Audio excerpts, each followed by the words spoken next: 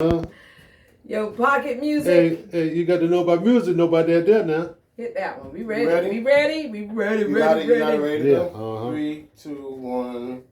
Ooh. Come on, Savannah, Savannah, Savannah. Come on, babies. Come on in here.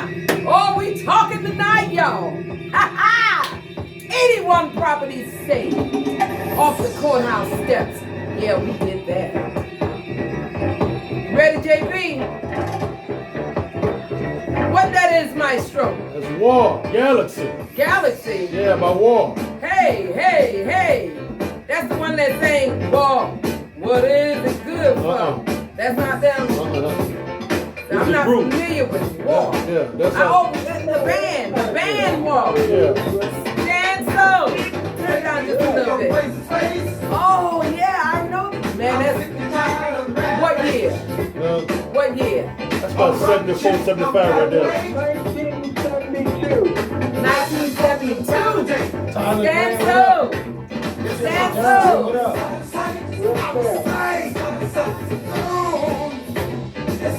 You ready, JP? You ready? It's gone. So gone. Stand so. What's going on, my hostess with the mostest, all the way from the ATL? How you doing, my brother?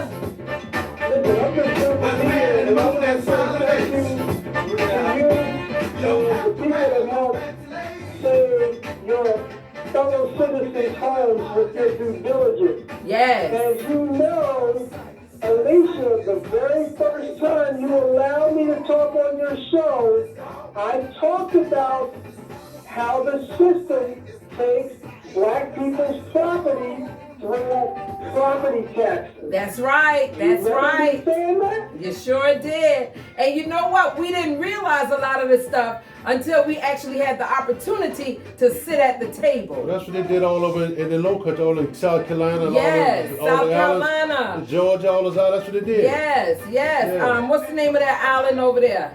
St. Helena.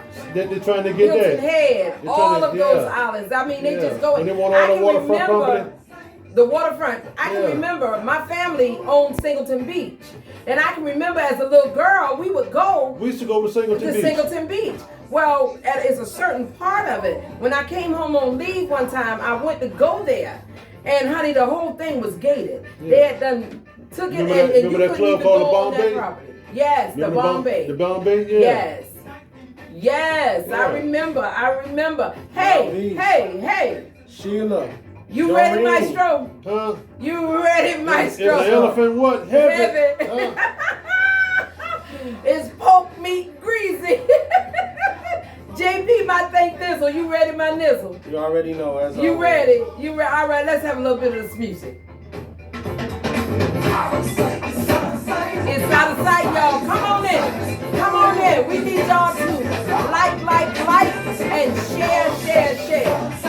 I actually did not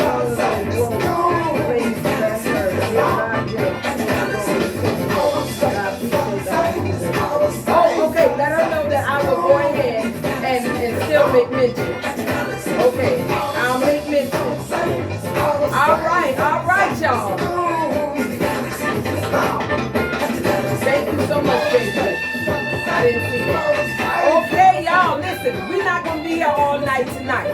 We are not going to be here all night tonight, but we're going to have us some candid conversations, okay? We're going to talk. Our job is to educate the community about what's going on in our community. This is by us, for us, okay? So, we're going to talk about The Secret. We're going to talk about money-making moments. And we're also going to have a conversation with our 6th District County Commissioner. Now, before I get started, we had one guest, Letitia, what was her last name? Cynthia Jones. Hey, Copeland. Hey, Cynthia. Anna Davis, what's up? Hey, y'all. Hey, Freddie Jones, James Bonwell. Thank y'all so much for tuning in. But y'all need to share. Invite, and share. Hey, Lester Schumann, how you doing? Who else? That's all we got for right now. Okay, y'all listen. Share. This is going down. It's going down. It's going down tonight. I'm telling you. Like I was saying, we got our commissioner from the 6th district, Aaron A. Whiteley. He's coming and he's going to talk about what's getting ready to happen over in the 6th district. That's the south side of Savannah. But before we get started, y'all, there's a young lady. Her name was Letitia Copeland. She is the swimming pool manager. The swimming pool manager for the city of Savannah. We had a job fair. We had a job fair at Carver Village Community Center. We had a job fair at the Carver Village Community Center, and I met this young lady there. And y'all, this is so exciting. They are actually hiring lifeguards starting age 15 years old. They're going to be paying them $13.43 an hour. They're going to train them and get them certified. And the certification and training is free. Okay? If you are hired to work for the City of Savannah Recreation and Leisure Services Department through the summer, the training, everything. The only requirement she said that you all need is to know how to swim. Now, you can't come up there talking about you want to be taught how to swim. It's not going to work like that. You have to know automatically already how to swim. Now, for more information, Stancil, I want you to get this for me. Call the swimming pool manager, Letitia Copeland, at 912-351-3844. Or you can email her at lcopeland@savannahga.gov. Okay? Also, on the 20th of, because we ain't going to be here long now, so I'm saying all this stuff right now. On the 20th of April, we will be doing another job fair on the 20th of April at the Cloverdale Community Center. And when I tell y'all, they have forklift operators, warehousing, CNA, CMA, administration, all kinds of jobs. All you got to do is walk up there, fill out the application. These people will send you on a job. They was at Moses Jackson at their last job fair. And when they went to Moses Jackson, they hired automatically on the rip 18 people. So guess what? Go. If you want a job and you need a job, by all means, go get hired. People are actually hiring. Okay? All right. Now, let me do my disclaimer. What you hear on this podcast is not necessarily the opinion of yours truly, your host, Alicia Blakely. It is the opinion of my guests. If you don't like what you hear, by all means, please don't go out in the community and spread negativity. Pick up the phone. Dial 912-631-0731. Call Stancil. He'll help you. Look here. He might change your mind, or you might change the mind of the person who said what it was that you didn't like what was being said. Okay? With all of that good stuff, I did it. Did I do it? Mm-hmm. All right, good. So now it's up to you. Okay. Wifey, you are on the air. Hey, Juice. Hey, Juicy. Yeah, we doing the show, love. Give me a few minutes and I'm gonna call you back. Oh, okay. Hey, shout out. Hey, y'all make sure y'all go shop with Wifey.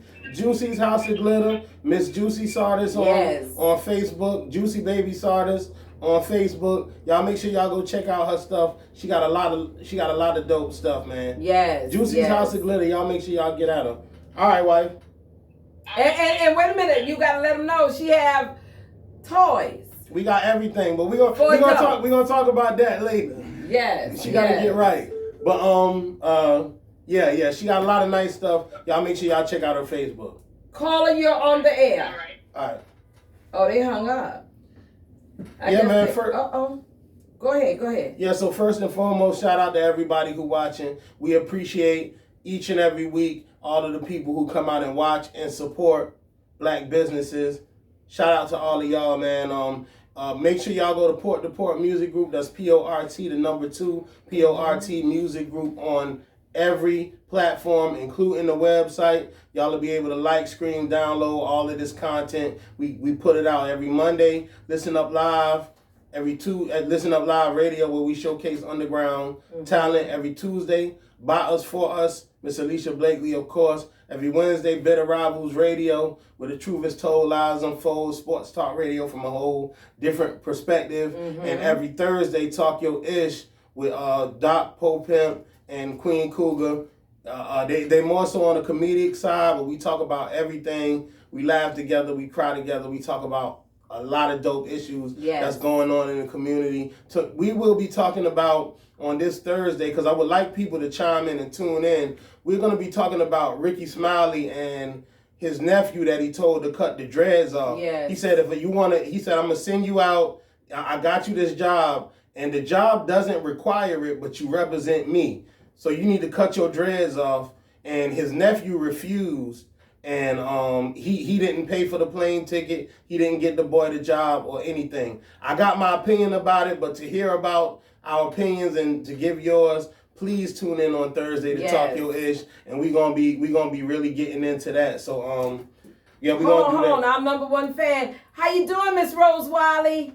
Rose Wiley. Hey. That's a surrogate mother to me. I didn't know that. Okay. I didn't know she was a good friend of mine's mama. So shout out. She tuned in every single Tuesday. Thank you so much, Janie Williams, Shagari Williams, all y'all. Thank y'all so much. Tyler Green, y'all listen. I thank y'all so much. But y'all listen. We still need y'all to cash app. I don't care if it's $1, 50 cents. We still need y'all to cash app to support this effort. Y'all, let me tell you something.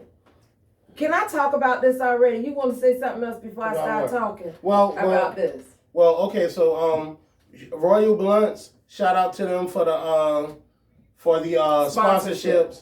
You know what I'm saying? They our first real sponsor. And if you would like to sponsor, please hit us up at porttoport2019@gmail.com, or you can call me at 912-358-6585. And like she said, if you wanna donate, if you like the content, if you feeling it, you can donate whatever you want from 50 cents to $5,000 if you want to, but whatever. We'll take whatever. Yeah, we'll take whatever we can get. Look at what she said. Ricky Smiley's nephew committed suicide. He did. I didn't really want to get into that, but he did. What? How old was he? He was a young kid in his early 20s. Wow. What? Yeah. So I mean. Oh, and pray for DMX too, y'all. DMX took an overdose of drugs, and they say now his heart is bothering him and all that. I don't know. They say he's in a vegetative state right now. Yeah, man. Let me tell y'all something. Messing with them drugs ain't no good. Look, because I don't care what kind of drugs it is. It's no good, because you don't know what kind of effect it's going to have on your body in years to come. Cocaine is a hell of a drug. Huh? Big J said cocaine is a hell of a drug. All of it's hell of a. If you ask me. So anything that alters your way of thinking and your mindset. So Cash App, Port to Port Music Group. That's the cash number, PORT, the number 2, PORT Music Group. I just put it in the comments on the on this live stream. So if y'all wanna donate anything, we appreciate it, and thank you very much. So I'm gonna let you get back into that. Yes. So y'all listen. I'm not gonna. My guest is here, and I know I don't want him to have to leave soon or whatever. So look. I just want to get into the secret a little bit. You say it's okay, guest? Yeah, it's okay. Good. Let me talk about this. Y'all.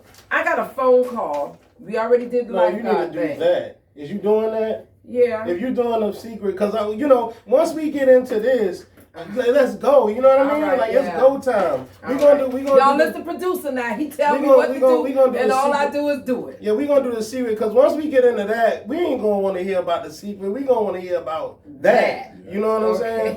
So. go ahead Okay, and do y'all. your So thing. look, last week we talked about the secret and the secret to money. Okay, and I'm gonna do the summaries of what we summed up with the secret. Oh my goodness, y'all! Guess what I don't have? Guess what I Glasses? don't have? Oh my Lord. Well, I'm gonna just wing it the best way I can. Okay, we're gonna get the summary. The summary is, and that's not these glasses, y'all. I need them reading glasses like Maestro got on his eyes. Okay, we're summarizing it. To attract money, focus on wealth. It is impossible to bring more money into your life when you focus on the lack of it. You ever met a person that always say, I'm broke, I ain't got no money. So if you got a broke mentality, guess what? You're going to always be broke. So if you ain't got but $10 in your pocket, you can walk around and say, I got a whole bunch of money. Because $10 to you might be only $10, but to a person who ain't got it, that's a whole bunch of money. So change that mindset, okay? It is helpful to use your imagination and make believe you already have the money you want. Play games of having wealth, and you will feel better about money. As you feel better about it, more will flow into your life. That is so true. How many people got that stimulus check? Mm-hmm. All you had to do was think about it. I ain't got mine yet. I'm waiting though. Me neither. I'm waiting. GP. I ain't got no money Hey, from hey. the government in 2 years. Hey, guess what? Maestro, did you sleep? I was just checking on some knowledge. Okay. Yeah. But guess what? Listen. Yes, ma'am. We ain't got that stimulus, but we gonna imagine it. You know Look what here. I was told a long time ago? We gonna think it into existence. Huh? In my younger days, older friend of mine, partner of mine, he told me, he said, whatever you do, I don't care if you ain't got but $1 in your pocket, don't never be broke. That's right. That's right. You know, he told me this long time ago now. I'm talking about this in the late 80s. Okay. He said, whatever you do, don't never, if you ain't got but $1, That's right. don't never be broke. Don't never be broke. And I ain't never forgot that. That's right. I ain't never gonna be broke. I ain't never gonna be broke no more. I can remember the time I wanted to get me a piece of cheesecake from Carrie Hilliard's. They got the best cheesecake with that good old raspberry topping on top of it. I wanted that thing so bad and I didn't have enough. I might have been 25 cents short. Oh, man. But guess what? That's okay. Because God has blessed me now. Because I think, like the secret tell us to think. Okay. Make it your intention to look at everything you like and say to yourself, I can afford that. I can buy that. You will shift your thinking and begin to feel better about money. Give money in order to bring more of it into your life. When you are generous with money and feel good about sharing it, you are saying, I have plenty. Visualize checks in the mail. Visualize checks in the mail, people. Okay, you don't know where them checks coming from, but you know they coming. All right? Tip the balance of your thoughts to wealth. Think wealth. That's the summaries of how to make the money using the secret. Okay, now, the secret to relationships. Marie Diamond, Feng Shui consultant, teacher, and speaker, says the secret means that we are creators of our universe and that every wish that we want to create will manifest in our lives. Therefore, our wishes, thoughts, and feelings are very important because they will manifest. One day, I went into the home of an art director, a very famous film producer. In every corner, he had this beautiful image of a naked woman draped with a fabric, kind of turning away as if she were saying, I don't see you. I said to him, I think you might have trouble in your romance. And he said, are you clairvoyant? No, but look, in 7 places, you have exactly that same woman. He said, but I love that kind of painting. I painted it myself. I said, that's even worse because you put all your creation and creativity in it. He's a gorgeous looking man with all these actresses around him because that's the work he does. And he doesn't have any romance. I asked him, what do you want? I want to date 3 women a week, I said. Okay, paint it. Paint yourself with 3 women and hang it in every corner of your living room, your living space. 6 months later, I saw him and asked, how is your love life? Great. Women call me. They want to date me because that's your wish, I said. He said, I feel great. I mean, for years, I did not have a date, and now I have 3 dates a week. They're fighting over me. Good for you, I said. Then he told me, I really want to stabilize. I want marriage now. I guess he do. He done went and did all of that. I want romance. I said, well then paint it. He painted a beautiful romantic relationship, and a year later he got married, and he's very happy. This is because he put another wish out. He wished it in himself for years without it happening because his wish could not manifest. The outer level of himself, his house, was contradicting his wish all the time. So if you understand this knowledge, you just start playing with it. Marie Diamond's story of her client is a perfect demonstration of how Feng Shui reflects the teachings of The Secret. It illustrates how our thoughts create powerfully when we put them into action. Any action we take must be preceded by a thought. Thoughts create the words we speak, the feelings we feel, and our actions. Actions are particularly powerful because they are thoughts that have caused us to act. We may not even realize what our innermost thoughts are, but we can see what we have been thinking by looking at the actions we have taken. In the story of the film producer, his innermost thoughts were reflected in his actions and surroundings. He had painted many women, all turning away from him. Can you see what his innermost thoughts were? Even though his words were saying he wanted to date more women, his innermost thoughts did not reflect that in his paintings. By deliberately choosing to change his actions, it caused him to focus his entire thought on what he wanted. With such a simple shift, he was able to paint his life and call it into existence through the law of attraction. Now, you know, people always talk about this vision board. You're familiar with that? Right. The vision board. I know for a fact an individual put a beautiful home on a vision board. And now my sister living in her home. She visualized it. She conceived it. She believed it. And then she achieved it. You've been to her house. You know, the thing about that book is that I feel like after the first chapter, you pretty much get it. Because basically they saying,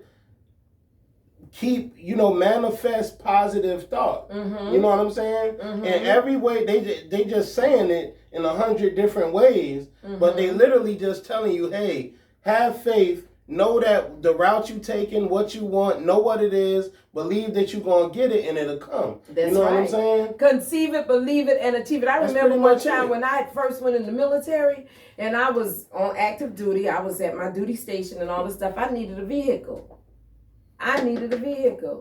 She rubbing it in my face. Well, She rubbing it in my face. No, they listen. She got the big boy truck No, before me. no, But I'm no. getting mine. I'm getting mine. Listen. I had to believe that I wanted a Stanza. It was a 1979 Nissan Stanza. Yeah. And honey, I went up there to this place. It was a place over here on Eisenhower, the 165th training, the military reserve unit. And they had a big car sale. They used to have big car sales back in the day. And I saw that Stanza. I walked around, I went to everybody and I told them, I said, I need some money to put a down payment. Because back then, we wasn't getting no money when you was an E4, E5 and all that. You ain't getting no money, baby, in the military, right? So, but the benefits was out this world. So I walked around that car. Yes. I walked around that car. I touched that car 7 times. Because they say the number of completion is 7. If you want something, walk around it 7 times. The Bible has a scripture in it where the walls of Jericho, they walked around the walls of Jericho, I believe 70 times or 7 times. I can't remember exactly what it was. But anyway, I walked around, I touched and agree. I said, in the mighty name of Jesus, in the mighty name of Jesus, in the mighty name of Jesus. Don't y'all know? That night, when I went home, I drove that car home. Bam, after I went in there and talked to that salesperson, baby. Mercury Finance was the people that financed me. Wow. I drove that vehicle home. When I pulled up in the driveway, my ex-husband, that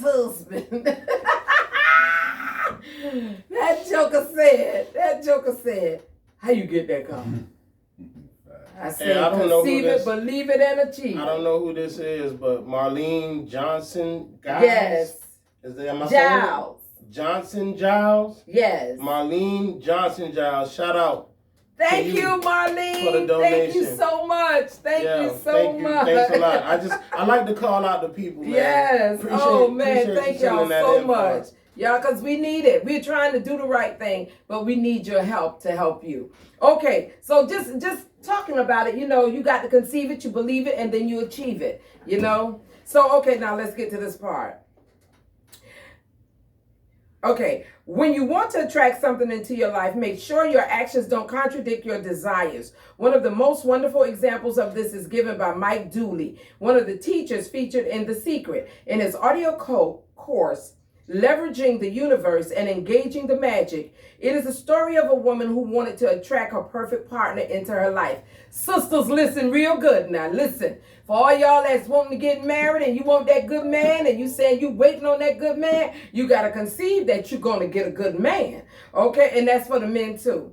Okay, she had done all the right things. She got clear about what she wanted him to be like, made a detailed list of all his qualities, and visualized him in her life. Despite doing all these things, there was no sign of him. Then one day, as she arrived home and was parking her car in the middle of her garage, she gasped as she realized that her actions were contradicting what she wanted. If her car was in the middle of the garage, there was no room for her perfect partner's car. You hear that? Mm-hmm. If you parking in the middle, you can't where he gonna park at when he comes? Right. If her car, okay, wait a minute. Her actions were powerfully saying to the universe that she did not believe she was going to receive what she had asked for. So she immediately cleaned up her garage and parked her car to one side, leaving space for her perfect partner's car on the other side. Now see him, where was his car? I mean, why did he leave a space for her in his garage? Hey. Okay. She then went into her bedroom and opened her wardrobe, which was jammed full of clothes. There was no room for her perfect partner's clothes. So she moved some of her clothes to make space. She had also been sleeping in the middle of her bed, and so she began sleeping on her side, leaving space for her partner. This woman related her story to Mike Dooley over a dinner, and sitting next to her at the table was her perfect partner. After taking all these powerful actions and acting as if she had already received her partner, her perfect partner, he arrived in her life and they are now happily married. That's kind of hard to believe. So you just thought up your dream wife. I thought of my wife the same way. For real, you did. And she just popped up, She popped up. on River Street one night when I was leaving the club. For real. Yeah, seriously. Are you serious? No, I didn't think about it. No, I didn't think. I'm not even gonna get into what was on my mind the night that I met my wife. Right. Oh, really? But we conceived the child. Yeah. Shortly thereafter, you did. Shortly thereafter. Yeah, and that wasn't nowhere on my mind, but it came. Well, you know, Okay. it never is. That's right. Yeah. Okay, y'all ain't got but 2 more chapters. Okay, paragraphs. Okay, another simple example of acting as if is a story of my sister Glenda, who is the production manager of the film The Secret. She was living and working in Australia, and she wanted to move to the United States and work with me in our U.S. office. Glenda knew The Secret very well, and so she was doing all the right things to bring forth what she wanted, but months were passing by, and she was still in Australia. Glenda looked at her actions and realized she was not acting as if she was receiving what she had asked for. So she had began to take powerful actions. She organized everything in her life for her departure. She canceled memberships, gave away things she would not need, and she got her suitcases out and packed them. Within 4 weeks, Glenda was in the United States working out of our U.S. office. Think about what you have asked for and make sure that your actions are mirroring what you expect to receive and that they're not contradicting what you've asked for. Act as if you are receiving it. Do exactly what you would do if you were receiving it today, and take actions in your life to reflect that powerful expectation. Make room to receive your desires. And as you do, you are sending out that powerful signal of expectation.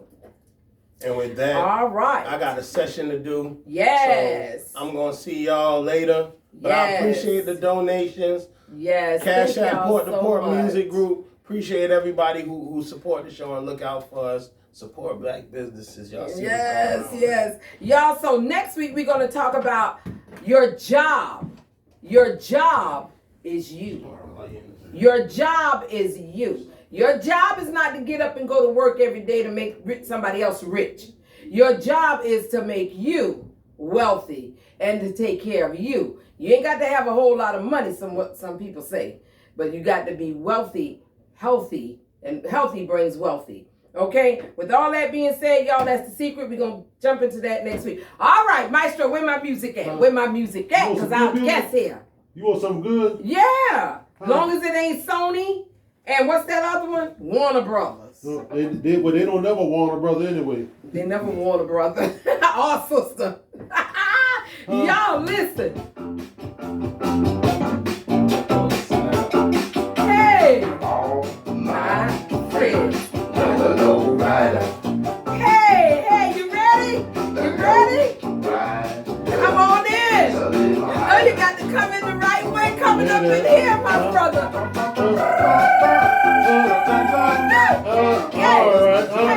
Hey. All right, y'all. That take me back to New Mexico right there. The New Mexico. Albuquerque, baby. Albuquerque, Bumping New this right here. Mexico. Oh. Yeah, you gotta rock with me now. Hey. Want to put some switches on a Cutlass. 83 Cutlass. What you Hey. You know what I'm talking about? Hey. Y'all, guess what? This is my veteran brother right here. Only us can relate to us sometimes. Y'all listen. The one and only. Ain't he not scared to get out? Oh, no. Ain't nothing scared by him. He ain't scared to get out. Ain't nothing scared by him. This is what you call that real music, baby. Hey. Thank you, Maestro. Y'all listen. Yes. This is the one and only, our 6th District County Commissioner. In the building. Oh my gosh, Aaron A. Whiteley. Yes. Aaron A.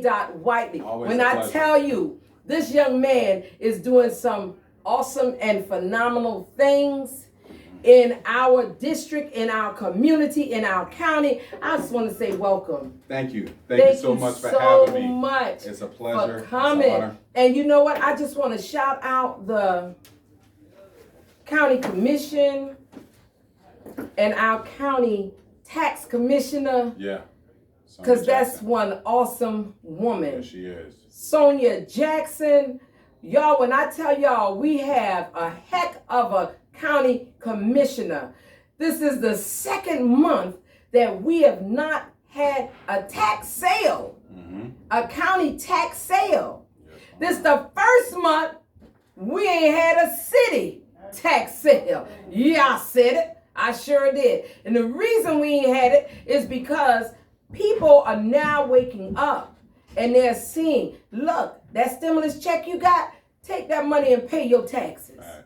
I got a phone call Sunday night. It was late Sunday night. And I did a Facebook Live, excuse me, talking about the information that I had received, which was, y'all, this information right here. 81 properties that was about to be sold. 81 properties. How many pages is that? What that say? Look, you tell me. 81 properties that was about to be sold on the courthouse steps. When I went to City Hall on yesterday, by the time I got there, it was 36 properties that was being sold. Then it went down to 24. Then it went down to 18. Then it went down to 12. Bottom line is it went down to 0. Nobody got their properties taken. So irregardless to what anybody say, I tell people all the time, y'all send us to City Hall to do a job. I voted for that, sister. You send us to City Hall not to play the game, but to change the game. And that's what we did. So nobody property is going to be taken. Now, next month, they got a whole nother list coming out. The bottom line is this, people. Pay your property taxes. If you don't pay your property taxes and other folk come in and gentrification takes place, it's nobody's fault but your own. And for goodness sake, stop moving out of Savannah.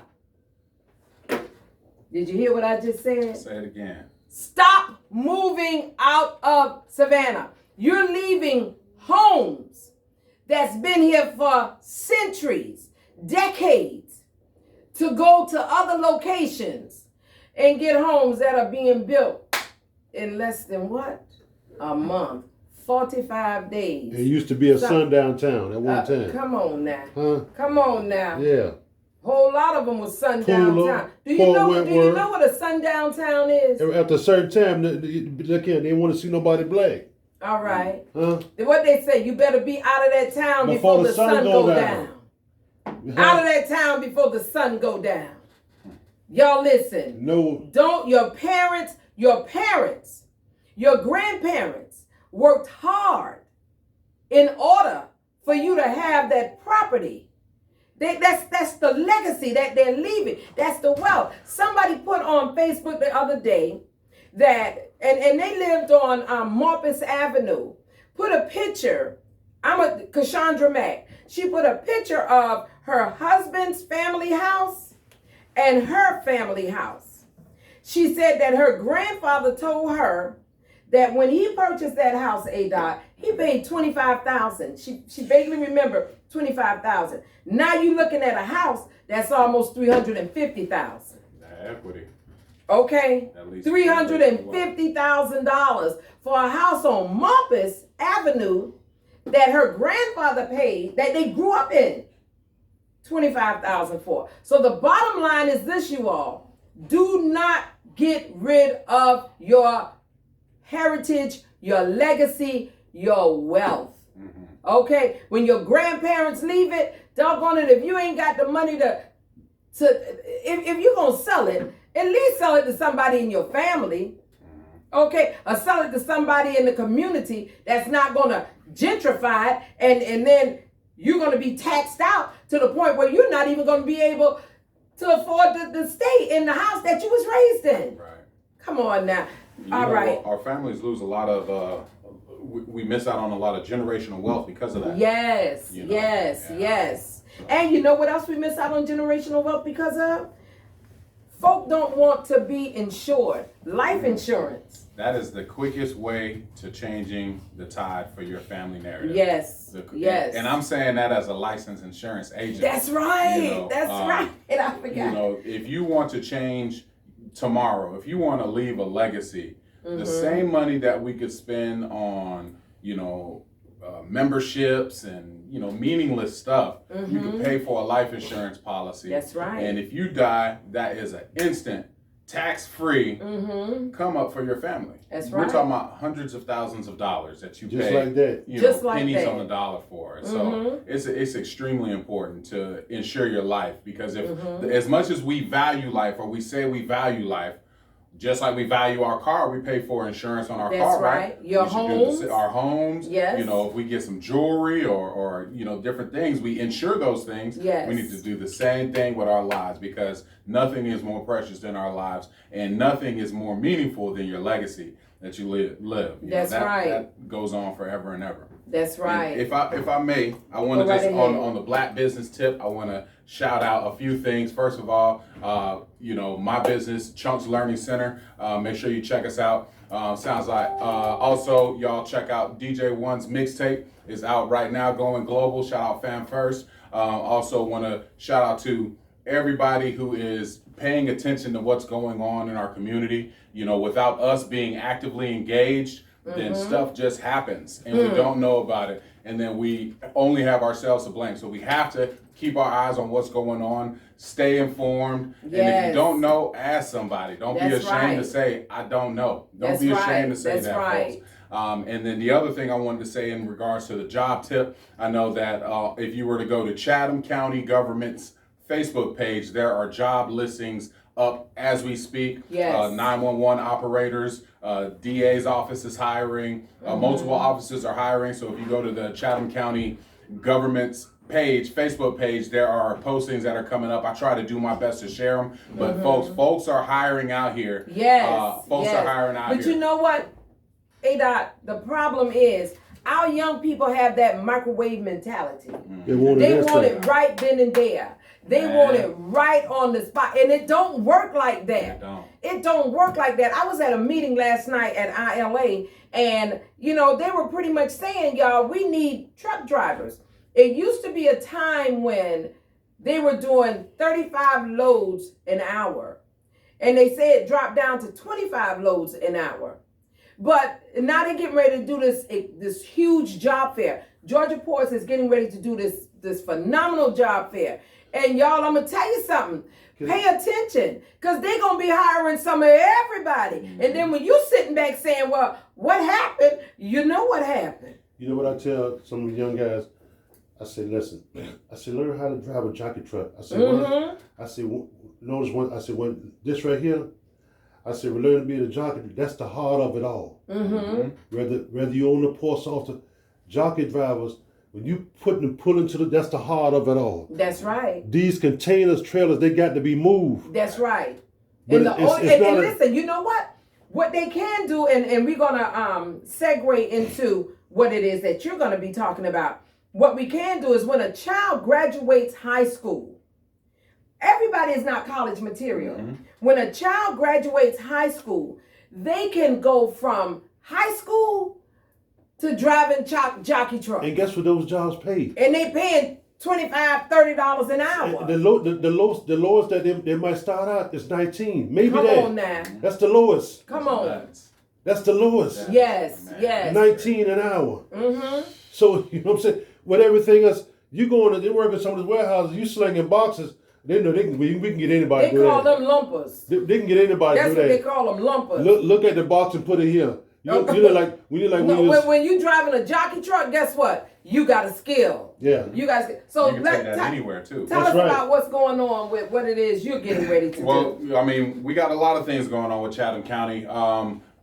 It's been a blessing just to serve the 6th district, and I'm looking forward to continuing to do so. I'm learning a lot about the processes, and one of the things that I look to do is leverage my role as a commissioner and my position as a commissioner to get stakeholders to the table to have meaningful conversations about how we can make our community better. Because I might have a bright idea, you might have one, and you may have one, but if we all get together, then we could leverage our resources and whatnot to actually make it happen. So one of the things that I've been focusing on is trying to develop a teen court, also known as a peer court. Yes.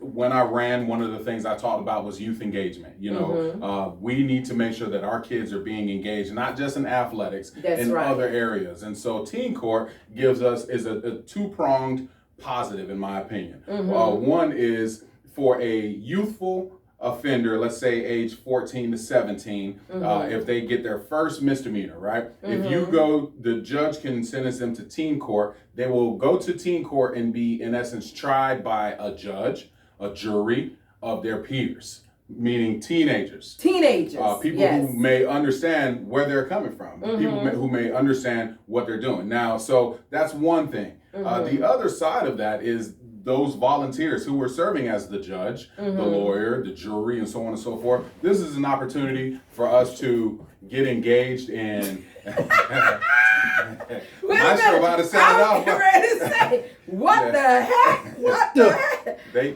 shutting us down, huh? I'm about to say, what happened? Okay, go ahead, y'all. He backed up on the light switch and turned it off. Okay, go ahead. So I think it's important that if our youth are interacting with the criminal justice system, yes, the police, yes, it should yes. be voluntary. Our first interaction, I know for me personally, one of my first interactions with police wasn't voluntary. Right. You know what I'm saying? Well, And you thank black God in for saving America. me. You know, black in America. Well, you're a black man in America. You know. Okay. So being able to bring kids who may be interested in a career in law or may not be, but once they get involved in the teen court, they'll be like, wow, right. I can do right. this. And I can, become a lawyer. I can become a judge. I right. can become a police officer. Yeah. So that's definitely one of the things that I have been able to kind of help get going. I won't say that I'm going to be the final say so, because I'm not. That's going to actually take place with the juvenile court as well as potentially the mediation center. But I was able to again set up a meeting where we had very key stakeholders in that, to include juvenile court judges, to hear about it, and the ball is rolling. So it's not. So how will that tie in with the front porch? Because y'all have the front. Well, the front porch is sort of similar to that. Sort of, yeah. So the front porch is something that offers wraparound services and identifies needs. So how they could work together is that if let's say we'll call them an offender, right? Somebody who goes into peer court, in their being tried by their peers, a representative of the now, front this court. is not for violent crimes. Right, this is for misdemeanors. Misdemeanors, right. Okay. So, that the representative from the front porch may be there and see that there's some sort of need. Why did you steal from the grocery store? Well, I've been really bored. My mom's working late, or whatever it might be. I'm hungry. I'm hungry, right? Whatever it might be, that need could be uncovered to where the front porch can help support and help solve those issues. So that's one of the ways, and I believe the executive director of the front porch was part of Miss Davis, if I'm not mistaken. Right, was part of that Zoom, and she actually heard about it. Another organization that could work with it are just nonprofits that are working to engage kids. We got youth organizations out here. We got to get our kids doing something, y'all. They can't just sit at home from this Fortnite and all that, which is not real, because when you pull a pistol on half of these folks, they don't operate how it looked like on Fortnite. Not at all. And I'm not speaking from experience. I saw it on a rap video. Nonetheless, he straight that face. He straight that face. Well, I'm telling you. That's right.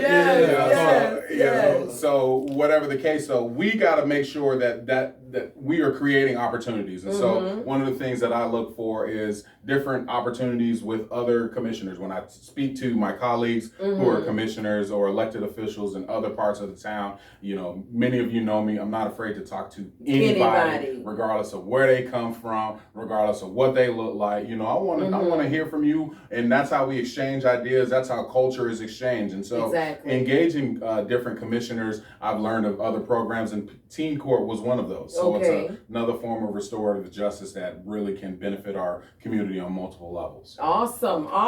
Now, you also spoke with the young lady that I had last week, Katoria Chechsevic. I can't pronounce the name. It's a Taiwanian name. But anyway, she's getting ready to do some great things here in the city as well. She's going to be doing something with Savannah State, and you introduced her to that. So we did have a conversation, and one of the things that she was looking for as a location, so I recommended maybe looking at Savannah State, considering that. And y'all, that is that summer camp that she's talking about doing. That's going to be free of charge, free, 50 students.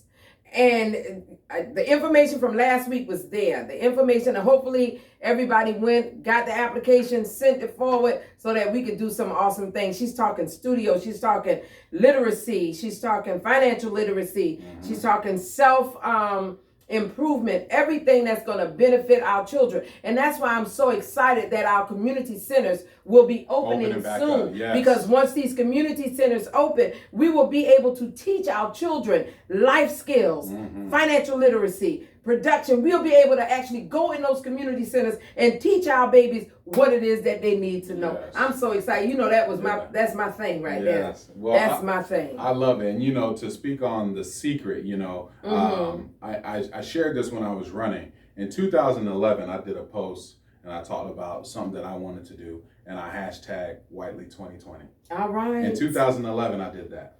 And Whiteley 2020 is sitting before you today. It's sitting before us today. So, you know, you really, and one thing I want to tell anybody who's listening, idea is nothing but a dream until you at least write it down. That's right. You got to write these things down. Don't just think it and say, oh, I'm going to get to a letter. Write it down. That's where that vision board comes into play. But you know what I tell them? Write it down and put it in the Bible. Mm-hmm.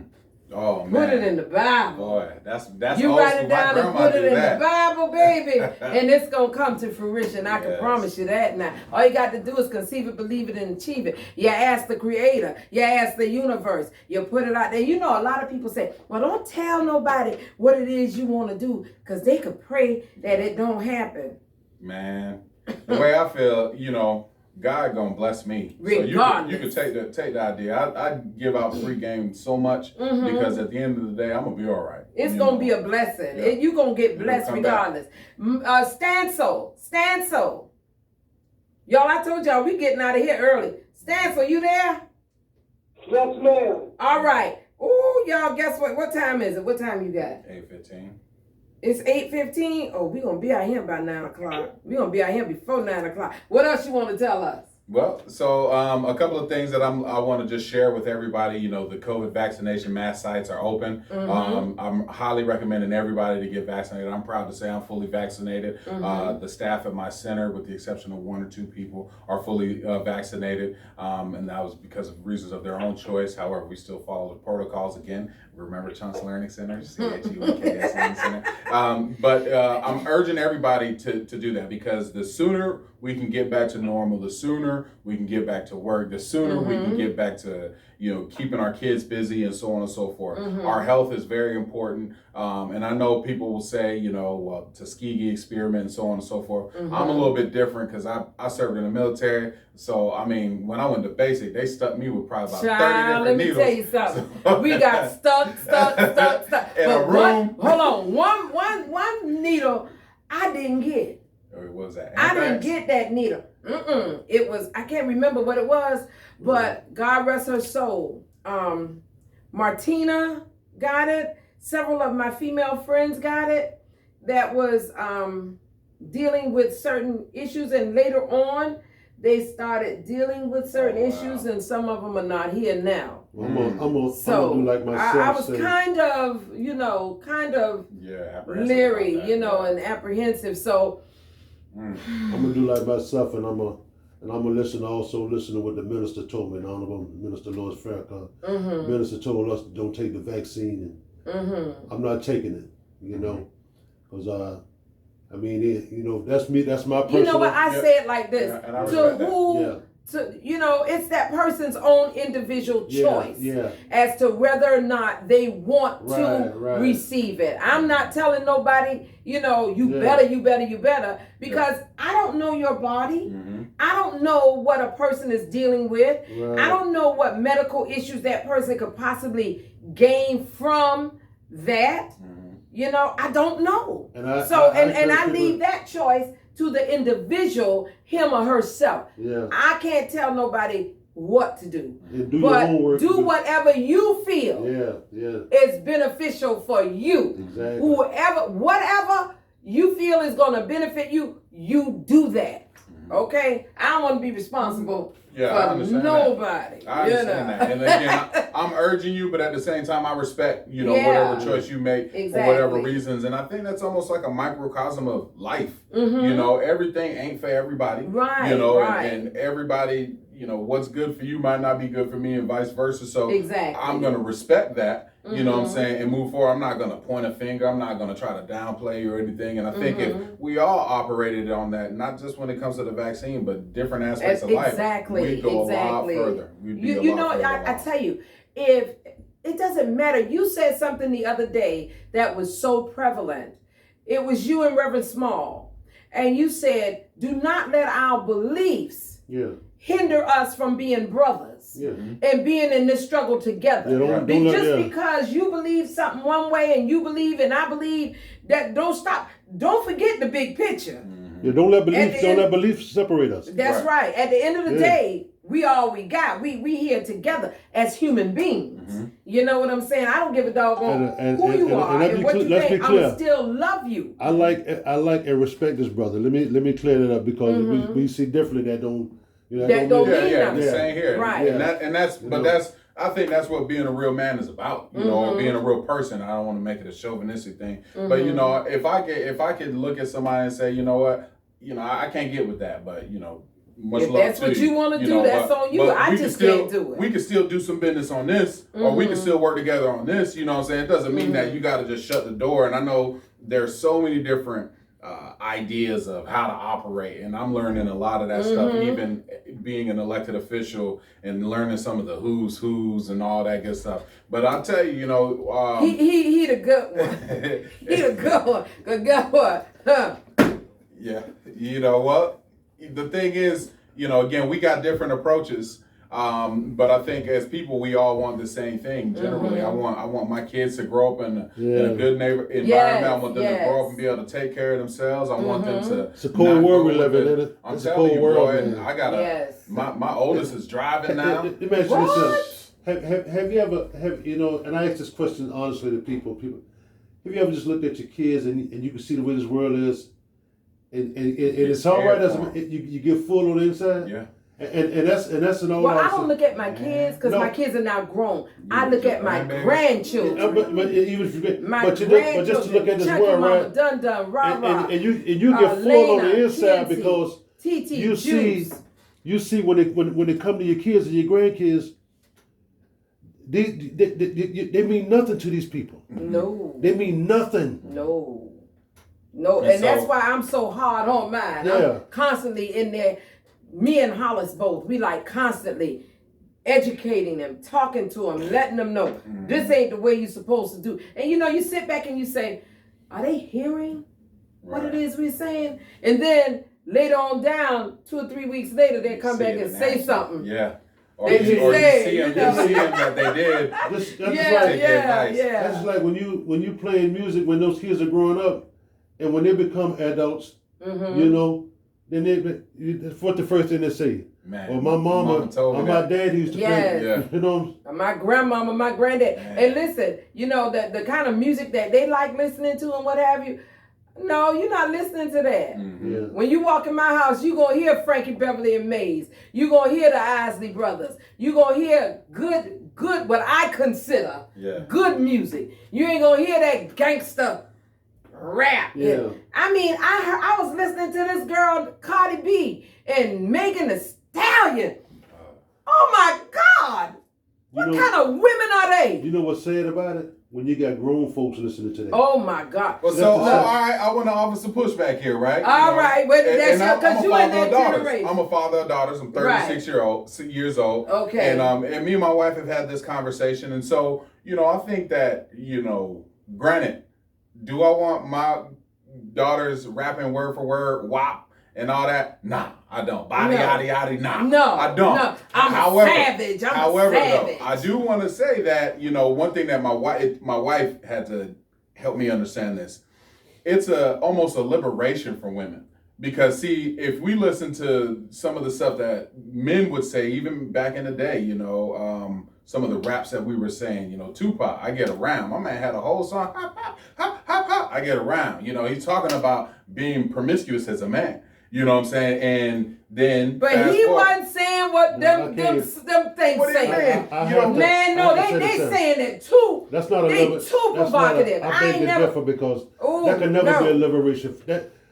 Some music like that, what them two women are saying, for me as a man, brother, that could never be a liberation for women. In no way. I just can't. No, I don't think it's creating liberation. Because I think the music ultimately is poisoning us in some ways. Lord knows. Really, yes. Pac, if you see, you take that one song, but if you really listen to Pac, see Pac was a poet and a revolutionary. Well, so was Meg though. Yes. So- Well, I wouldn't necessarily call her a revolutionary. No. But Pac was misled. Megan Thee Stallion. She's a poet. Hey, no. She ain't saying nothing that when I make say no a poet, sense, Now though. again, I'm not buying See, her album. Don't get me wrong, but I'm just you saying. 36, I'm 55. And Now, I'm 60. right now.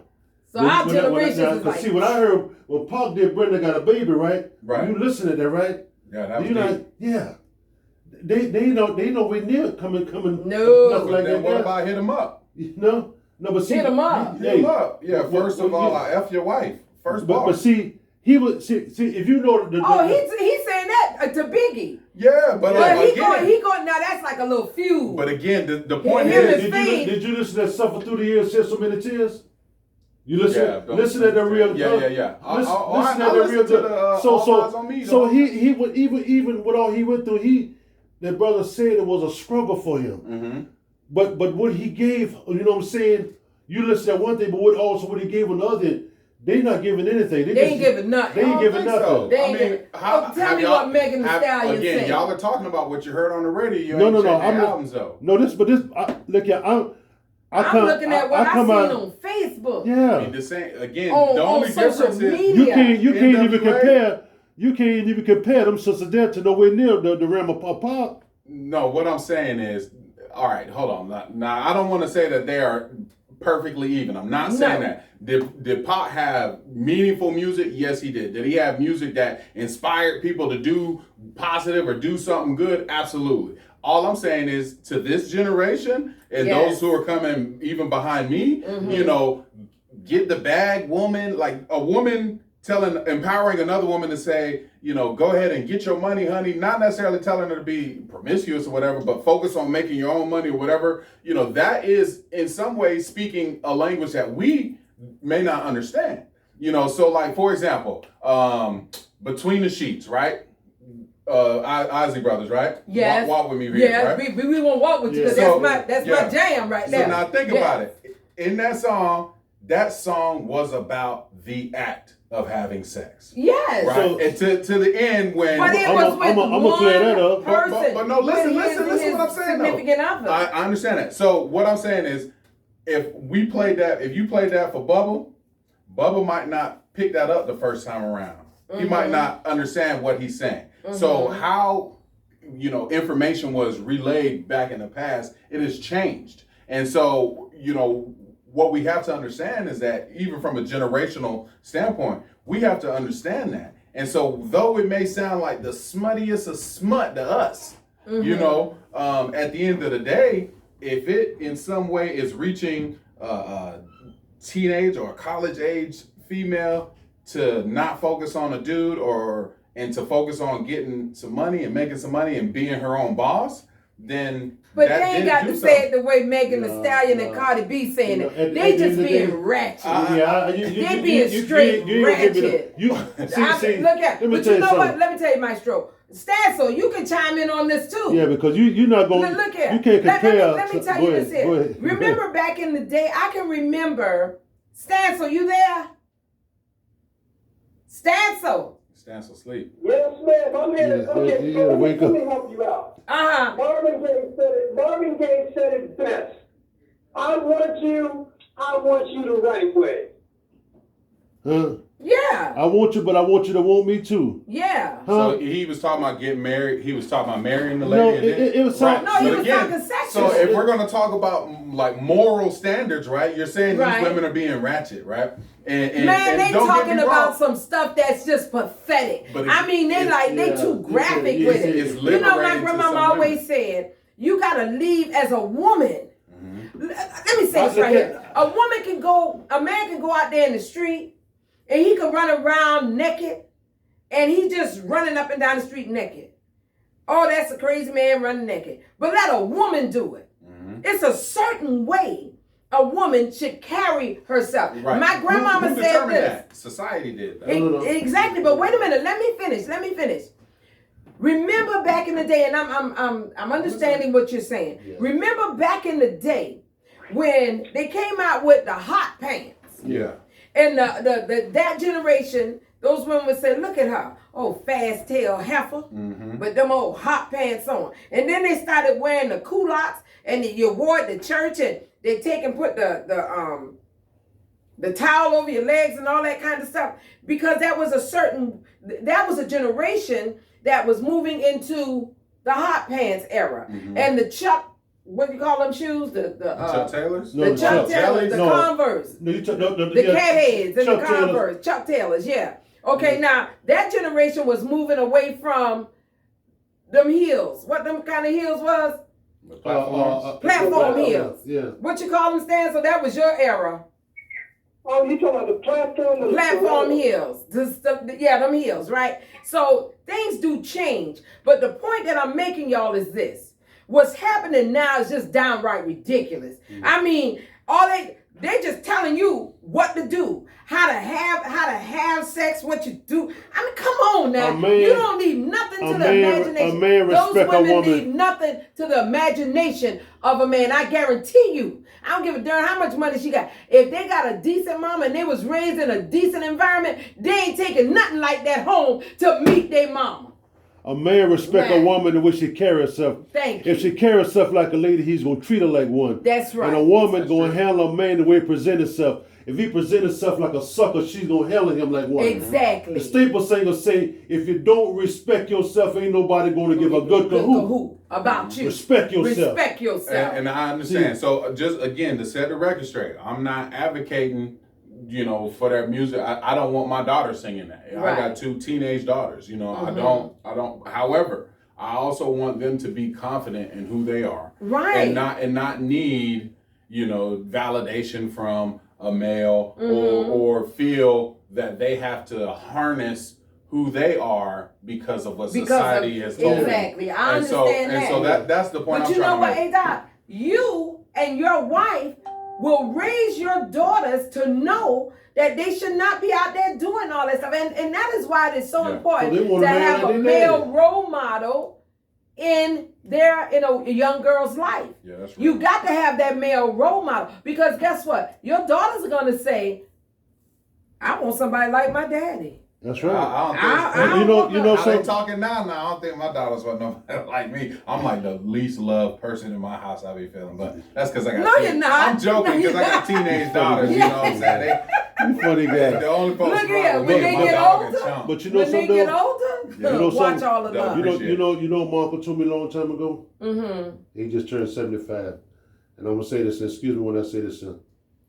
He said, "You rent hoes, you don't marry. You marry ladies." Facts. All right, y'all heard. Say it again, Maestro. You rent hoes, you don't marry them. You marry ladies. Yeah, that's right. Yeah, I'm glad I married a strong woman. Yes, you did. You married. Yes, you that's did. right. And you married a lady. Yeah, and so to see, but again, somebody who brought me to some of the things that I talk about is my wife.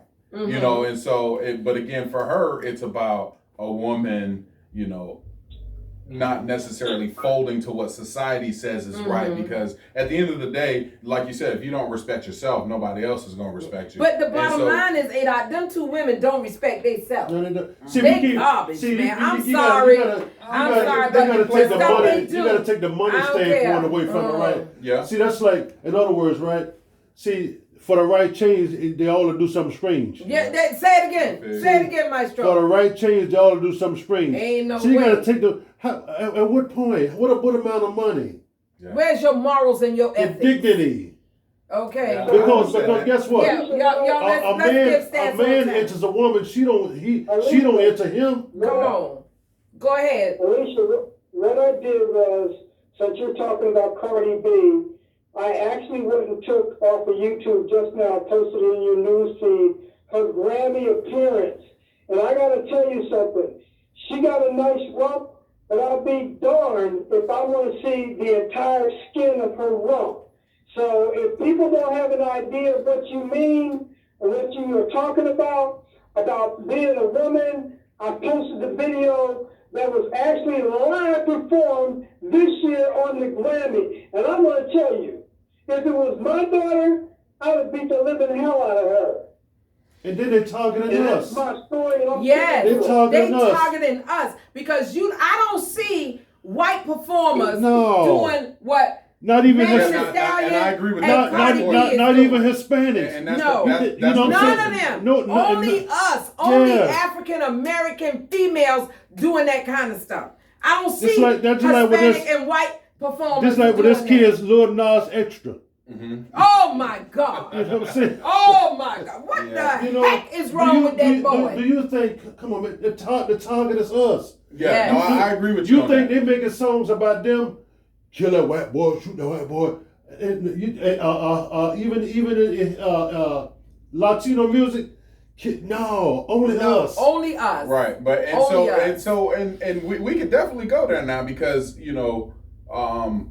I understand exactly where you're coming from, and I totally agree that music is a gateway to the mind. Music Yes, is it a is. diet. We Yes, gotta it watch is. what we eat, just like we watch what we watch What and watch we what we hear. listen to. Our diet, Consume. and so When they did I'm sorry for cutting you off Yeah. too, brother. When they did In Between the Sheets, that was about love, intimacy. I don't know. Now, he didn't say he if was you married. listen at it real good now, Yeah. You talking to- Ooh, baby. listen. Baby. I feel your love surrounding surrounding me. me. yeah, he talking. I about feel he your getting love. in. He was getting in. The key Yeah, word, he no, was no, getting no. it. Shut up. The words love and like, well, who did it say? The words love and like both have 4 letters, but mean 2 different things altogether. Yes. Yeah, Because I've liked many ladies in my day were just like the wind, they've all blown away. yeah. See, you see when you listen at it, see you all you heard was In Between the Sheets. Now, listen, I feel your love surrounding me. He talked about that one person. No, he See- was talking about No. At But the end, wait he a says, minute now, I'm coming on listen. strong. Maestro. I Where- feel where your you love going coming then? on strong. But wait a minute, Maestro, listen. 36, Yeah. 55. Yeah. You understand? So what I'm saying? we speak different. Our languages is like we speaking the same words, Right, but we hear it differently. Exactly. And so from what I feel you though, I understand. I mean, and I got a playlist on my joint called "Yak in My Glass" with nothing but the. What the name of it? And I owe you. Oh, yeah. I'm gonna get it for you Yeah. tonight. Yeah. When we leave here, we What going is it? right up Yak the in my street. glass? Yak in My Glass, and nothing but Johnny Taylor, and the Isleys, and Barry White, and all that. But now, you know what? You answered it for Very yourself. right. But Lord guess have what? mercy. You answered it yourself. But guess what? You might be 36, but one thing for sure. You damn sure love good music. Yeah. Yeah. Well, yeah. Because guess what? Because when you sit down and when you get off to yourself, you sure you listening to good music. You ain't listening listen to a lot Megan now. Thee Stallion and Cardi B. I'm listening. What's that I'm song listening to she sang? DJ One's mixtape "Going Global," which is out on all platforms right now. Shout out DJ to One. What You is like it? good music, Yeah, that's for yeah, sure. I do. DJ One mixtape. DJ One's mixtape "Going Global" is out right now. DJ One is an artist. He's a engineer and he's a producer. He's a talented young man, and he's Going doing global.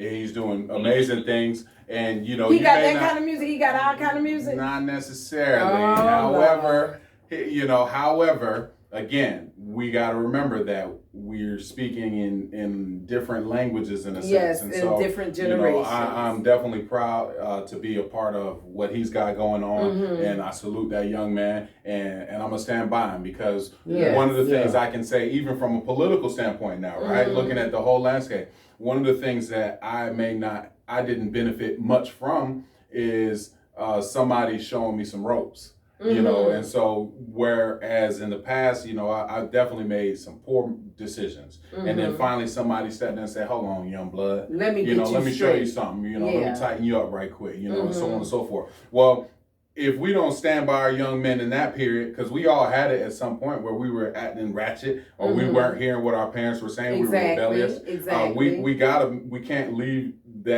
those people to their devices. So that being said, radio is free, and what's on the radio right now is WAP and slang that dope and all that good stuff. And in reality, if we are not telling our kids the reality behind it, it's a different, there's something wrong. And so I'll tell you right now, in my car, like my playlist be super ratchet, Yeah.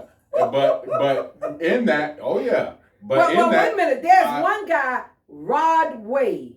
Rod Wave, yeah. You heard of him? Rod Wave got some good stuff out. Rod Wave made me Kennedy. nervous. Yeah, well. Ron Wave is talking about the tombstone. He won't written on his tombstone. And that's all Bubba like to listen to. But this is the thing, listen to this Nana. Listen to what he's saying. But this is the thing. That music, right? Me bumping the rock, Rick Ross and all that, it gives me the opportunity when I'm with my kids and they hear that to say, all right, this is what's real and this is what's not. You know, because I'd rather them hear that around me. Did you know they changed the hertz on the needle?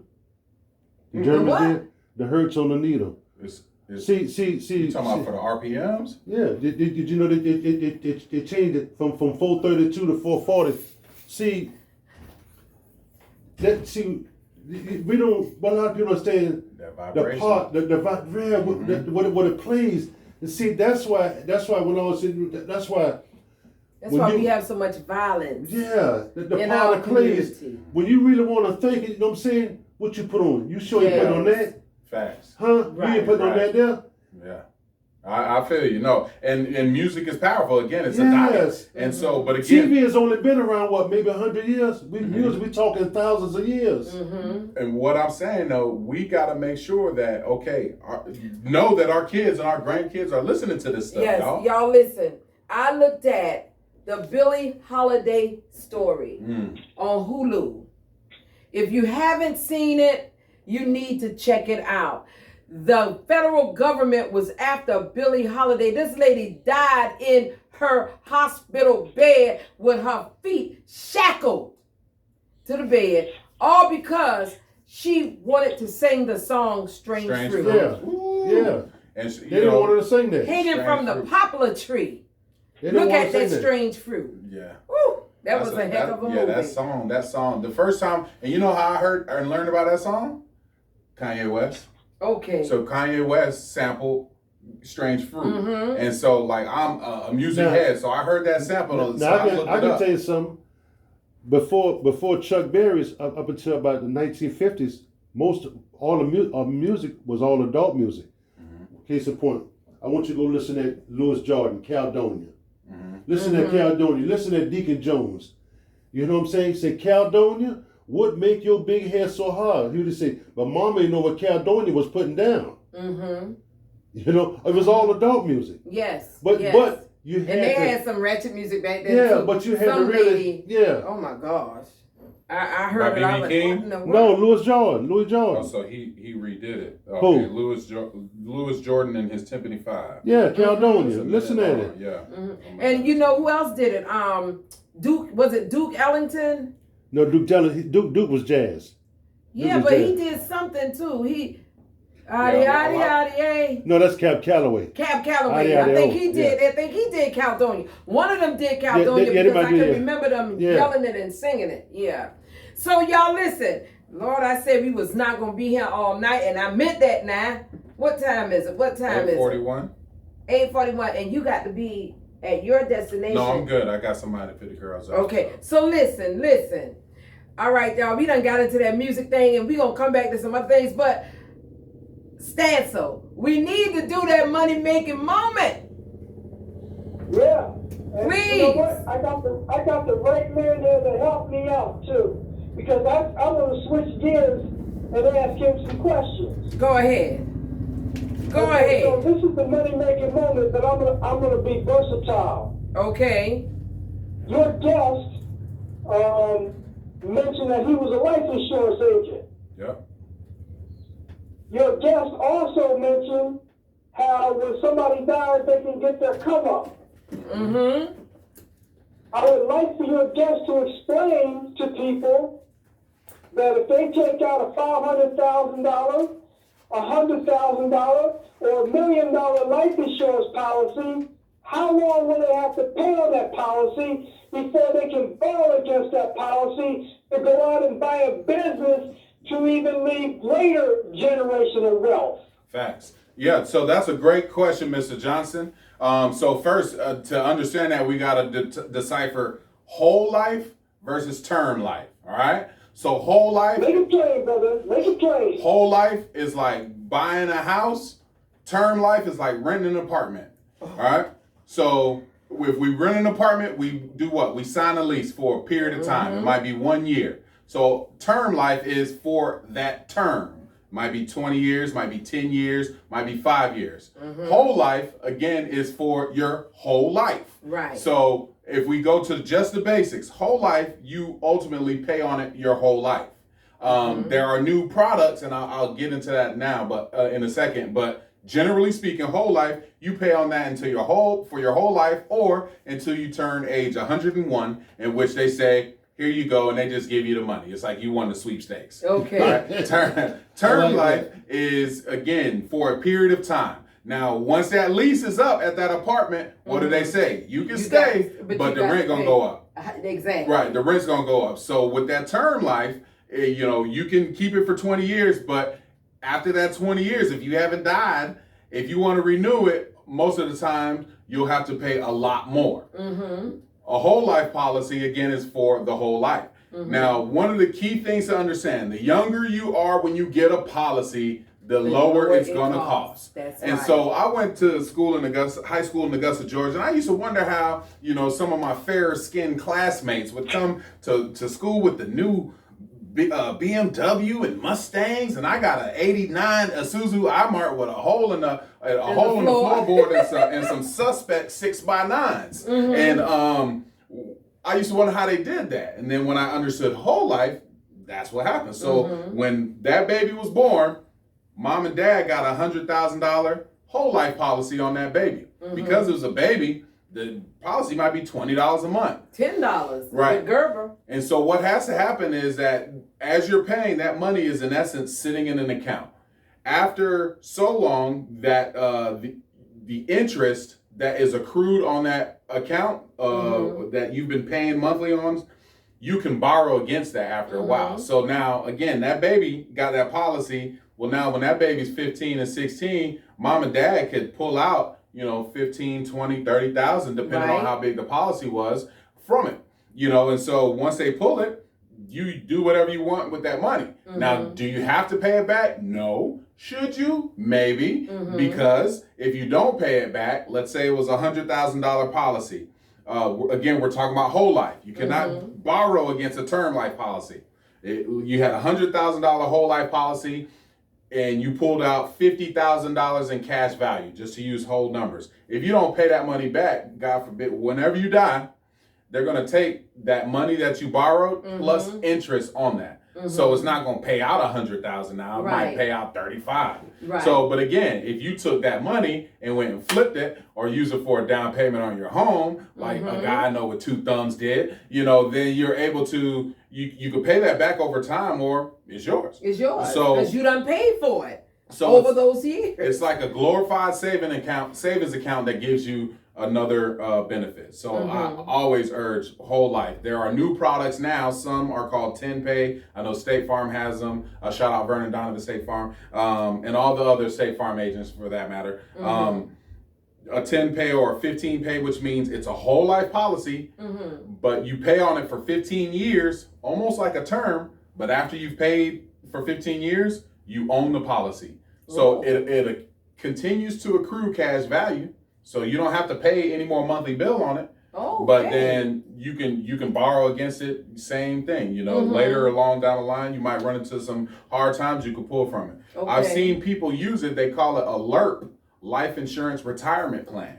And what they do is they get a series of life insurance policies and then use that. They live off the cash value.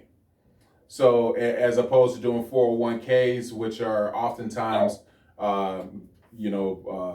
contingent upon a volatile market. But I digress. Now, you know what? Out of all the guests that, as far as me, for mindset, that we've had in Spain, now this brother here, he done broke it down to you. He broke it down. He broke it down. Now we done had some good guests to talk about it, but they didn't talk about it like he talked about it. But they talked about it. He put his plane. But you know what? I'm gonna be honest with you. The reason why you listen to him real good and you heard what he said, because he a man and them other sisters, those other people was women. No, yeah, no. Come on, now you gonna put your man, so you gonna leave a Hagen man. I gotta come on the 3 female. But you hear it, you gonna. But I believe that. I don't think that's the case. I believe that. Let me tell you why I believe that. Because you were so busy looking at other things. No. But this man here, Okay. Shout out to Nikki White. Shout out to Nikki White. Oh, Getting no. out of here. No. Look at him. Then she put Brother, you on last mic. Brother, help me out. Come on. Nah, he was so busy looking at them, and the whole time he just said, Yeah, that's just cheesing, huh? yeah. Nah, he was listening. I like her. No, he was thinking about y'all security and making sure that everybody was safe. Yeah, and right, maybe, but- Yeah, thank you, man. You know. Stand so. What else you got, Maestro Mr. trying to Johnson? be funny. All right, so let me finish my point where I asked the gentleman the question. Okay. And I had to quickly flip because at the end of the day, here's a plan for Savannah. That gentleman broke down so eloquently how the entire city, black city of Savannah, can put together a 15-year plan to create wealth and own that city from now till the sun burns out. Mm-hmm. And Mr. Johnson, can I add Do you one other understand thing? what I just said? Yes. In other words, if you got 500 families that live in an area, if they are committed to buying a $100,000 policy, I'm going low, and paying it for 15 years, and at the end of that 15 years, them 500 families go and bail enough money to start a business collectively, even if you got to put together teams, you can own that city. Yep. That's why I wanted him to talk about that. Okay. Can I go one step further, Mr. Johnson? My brother, please bring the pleasure. So we right now as we know, and I hope I don't offend anybody, but I'm gonna be real. Please. We as black people, especially us black men, are targets. We have targets on our back in a lot of ways. Yes. And so I was listening. Somebody sent me something, and it made so much sense. It said, if when our kids are born, if we went ahead and put those life insurance policies on them, and our young men, especially our teenage young men, we go ahead and put life insurance policies on them, and then we keep getting killed, the life insurance policies got to keep paying. That's right. So then who's going to tell people to stop killing black people? The life insurance. That's what Brother Tariq said. Brother Tariq Nasheed. See what they're doing. Let me tell you what they're doing in New York. This is what the brother just said. That's the brother who did Hidden Color. He just said all of them in New York should get policies. So when the police kill them, then you know what the insurance companies do? They're going to Congress. Right. See, because they're the ones started. You know what I'm saying? Like you say, with having people mandatory wearing seatbelts. See, Because and they cut down on, you know what I'm saying? On death. fatalities. Right, Exactly. fatality. Vehicular homicide. If most black people get a policy, right, and when the insurance companies got to pay out, see, they're going to Congress. Yeah, they're going to say, y'all got to stop this See, madness. and see, that's what Give comes in them there. what they need in order for them to live a healthy and productive life.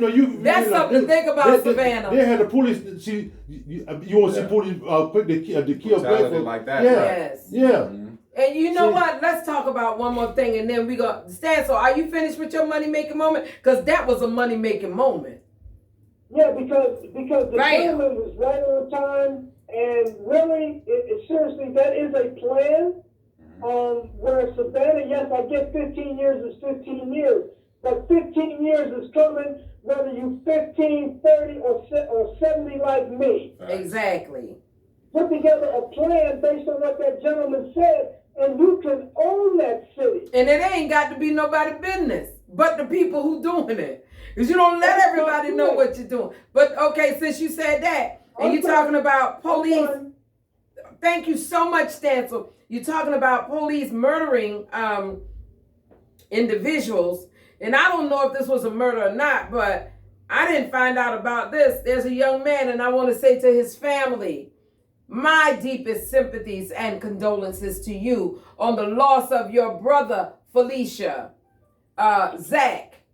I want to say his name was Zach, the young man that lost his life in custody of the Savannah 60-year-old guy. As a matter of fact, he went to Richard Arnold High School. I remember him because we the same age. I remember him, but I didn't know him personally. But Hollis knew him personally. And those individuals from Richard Arnold High School knew him personally. Deepest sympathies and sincere condolences. the interesting thing is our mayor went on social media and said that this individual, committed suicide. How does he know that? And that's what I'm saying. They left it in the hands just of. to be fair, he probably got briefed by the chief. The chief wasn't here. The chief was not in Savannah. But the chief was out somebody of town. told it's a phone call though. Right, but at the end of the day, if you're doing your job and you searching, not patting down, searching. If you're searching an individual, you're gonna feel something. So what did he have on him that was so that he could kill himself with? Okay, so I could speak to some because I've read about some stuff like that. So if somebody gets detained for questioning, right, or is asked to voluntarily come down to the station for questioning, right? Mm-hmm. All right, so let's say I go. Well, let me tell you this right here first before you say that. Was he arrested? He had one handcuff on, from my understanding. He had one handcuff on and one was off. But anyway, he had gotten picked up, supposedly, allegedly, for an altercation. Well, he was defending himself. And I'm told that he was not even going to get arrested. Okay, hey, how y'all doing? I'm told that he was not even going to get arrested, that they were going to let him go. I'm not sure. This is what I'm hearing. Mm-hmm. I'm like everybody else. I'm basing it on. I want to hear all the facts. That's what I'm saying. I want to hear all the facts as well. Mm-hmm. But our police department has a certain level of training that they're supposed to maintain. There's supposed to be certain things that go on in interrogation rooms, like cameras. That don't count for us. Like audio. Yeah, that don't count for us. It's like, what in the world happened? That training they had, that training for white folks, that don't count for us. I'm clear about it. Maestro, be serious with it. That's the white folks. That's training. You know what I'm saying? So now, it's because it's clear. See, that's like, and you all have seen where they have pulled a white person over. You know what I'm saying? And they've had out of this world patients. Yeah. Out of this world, mass murderers are a lot brought in alive. And see, I say that somebody selling cigarettes alive and taking a Burger King. Right. And I say that right because that's why I said before, we can't never let belief separate us. Right. Mm-hmm. So at the end of the day, even in your position, right? They pull you and me over, right? Oh yeah. They're not gonna ask you, is you a Christian, right? A Muslim, Jew? None. I say, oh, you're a county commissioner. Nope. They don't give a damn. Nope. I agree. None of that's gonna be asked. Mm-hmm. You know what I'm saying? So no matter what we do, how nice we are, or whatever it is, see, you still got to understand and realize you live in the realities of America still exist, and we can't, no matter who. Especially for African. We got the hardest job. We got the hardest job in America as a black man. Yeah, we got and a black woman. Yes. We got the hardest job. Mm-hmm. So in regards to this, I do want to hear more details, but I will say it is deeply disturbing that if that gentleman was in an interrogation room, you never get and the truth. Wasn't, and there wasn't cameras being used, that's disturbing. And again, the other question was he brought in voluntarily? Because if he wasn't arrested or like detained, and I don't know too much about police, information. But from my understanding, if he wasn't he arrested, had a handcuff on. But if he wasn't officially arrested or detained or anything like that, then they didn't necessarily have a reason to pat him down. And just think about it. If you say, "Hey, can you come down to the station with me to answer some questions?" You say, "All right," and then they say, "All right, I'm gonna pat you down." What you pat me down for, bro? Like you you just said I'm not getting arrested. Mm-hmm. We're gonna feel some kind of way. And so we gotta. But wait a minute. Now the handcuff was there. Yeah. Allegedly, yeah. The handcuff was there. And y'all, all this stuff is alleged because I didn't get no facts. I can only go with what I read on social media and what that little blurb that was in the paper. So I don't really know. I just know that it was just suspect. All of them are together. See, first of all, we'll never get the truth because it's what they say. See, it's what they say. Even when they put it in that Savannah Morning Blues, it's what they say. That's what it is. With the sledgehammer, boy. Ooh. I mean, look here. Hey. We got the sledgehammer for the last 460 that's years. liberation. Yeah, You know, yeah. I mean, and guess what? Like I say, it's not necessarily my opinion. It's the opinion of my guest. You know. So hey, this is by us for us. We gotta talk. We gotta talk. You know. You look here. What they went and did in DC. You ain't seen nothing happen. No. They show you every day. Yeah. So I mean, what I'm saying. Yes, it's not new, and I agree, and that's a sentiment that we all feel, especially as African Americans, especially as African American men. And I look at my son or kids young men that I coach, and I'm scared for them. You still ain't seen Donald Trump taxes, is it? Man. Ain't nothing happened to him. People thought, will he get out? Okay then. Well, no, New York, they own them now. New York, the Southern District is on them. I don't think Donald Trump is gonna get a free ride. Ain't nothing gonna happen because first of all, I'm too far removed from that. But I will say that, one thing is there's what the news tells us, and then there's what's actually happening. It's propaganda. Mm-hmm. And see, if you sit around and wait on it, I guarantee you. Yeah, I ain't waiting because I'm too busy trying to get to this. There you go. To this baggage claim. Just keep the baggage claim. I got too much going on. I got kids to feed, and there you go. Yes. Keep it moving. I ain't sitting around waiting on it. Let me tell you what my brother did. My brother, he got a mini mansion in Atlanta. He always called me every other day. Sis, what you doing? He showed me. Glennie, I'm talking about you. I'm talking about you today. I know the only reason you called me because you wanted to see mama. All up in here. So he gonna show me his little bottles he drinking and sitting out by the pool and all that stuff. I said, boy, I ain't got time to talk to you about nothing that mess you doing. I'm trying to save the world. That's your goddamn problem. You always trying to save somebody. Need to mind your damn business. You sound just like him. But guess what? I told him, I said, bruh, guess what happened today? I saved 81 properties from being put on the courthouse steps and sold in a community. Yes. Do you know what I'm saying? We beautiful. made these people do what they were supposed to do. These people went and paid their property taxes. Y'all, and I'm going to say this right here. Yeah, I'm going to say this. A church was on there.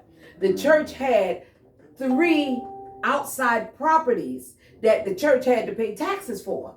Mm-hmm. Okay, so a church, the sanctuary, you don't pay no taxes. So I'm saying to myself, well, if the church got to pay taxes, and that's an entity that is exempt, just like a school, then why in the hell is SCAD not paying the taxes on all them buildings and them dorms and what have you? Because that's generating money, am I right?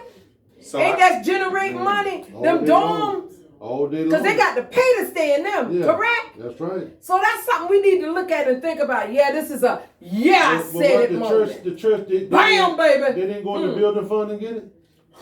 So, one thing I've learned recently in my training. Or the parking lot ministry? Go ahead, I'm working to become 2 classes away from being a certified county commissioner. Mm-hmm. And one of the things we did was property appraisal and taxes, right? Mm-hmm. And so for a church, the only thing that is tax exempt is like where they hold church. The service, the sanctuary. But if it's being used for a rental property or anything like that, they got to pay. Then they don't. Now, so the loophole, because the loophole that's being used, that SCAD is using, is that because in the midst of them doing business as a school, you got to put students somewhere and so on and so forth. Yes, they're charging. Savannah State charged for University Village. So that's the loophole that's being used. I do agree that these entities that are taking a prime real estate in our communities need to be paying something towards something, because at the end of the day, these properties could be valued and be a significant piece of our tax base. Exactly. And so it is, in essence, we're paying we're paying our property taxes, or even a renter is paying secondhand because their rent is based on part of what my overhead is. And guess what? That rent is added into. Right. If my taxes go up, then your rent gonna go up That's too. right. So I do think we have to have a serious conversation about pilots, payments in lieu of taxes, and really try to nail it down. Or if not, if we're going to say that SCAD contributes to the community, we need to identify and quantify what that is. You know what I mean? So, box lunches in Fairwood Homes. Yeah. Box lunches in Fairwood Homes. Oh, y'all, I'm talking. Yes. Yeah. And so that's nowhere near enough. Not at all. And not at all. I don't know. As a matter of fact, to me, that's an insult. That's an insult that you would go into a community and give box lunches, and then you got the media all flashing all over everywhere, talking about that's good. Yeah. When they give us crumbs, see, and that's the thing. They want us to be satisfied with crumbs. Well, it's definitely frustrating because as we're looking for money to do this and money to do that, and talking about increasing other taxes and stuff like that. Well, why don't we look at and really assess who all is paying into this pot now before we add on taxes, before we increase taxes? And the other thing is, I want to say something about the American Recovery Plan, which is that new stimulus. If you own a business, pay attention. That's because right. I'm telling you right now, I am a strong advocate for business, period. Especially minorities, we gotta start businesses and create our own jobs. That's right. That way you don't have to expect anybody to do anything for you. But one of the things that I can tell you in that stimulus package, and I'll say this, and it may be controversial, but I think that some of the earmarks that are listed, for example, over 100 billion is dedicated to small businesses. Yes. Businesses with I think it's 10 or less, or 50 or less employees. Another like 50 billion is dedicated to minorities and economically disadvantaged people. Exactly. Right. Exactly. I think that is the closest we are going to get, and pardon my to skepticism. reparations. Yeah, pardon my skepticism, but to reparations. I think that's about as close as we're going to get to saying, here you go, black folks. Here's some money for slavery and the transatlantic slave trade and stuff like that. Is it enough? No.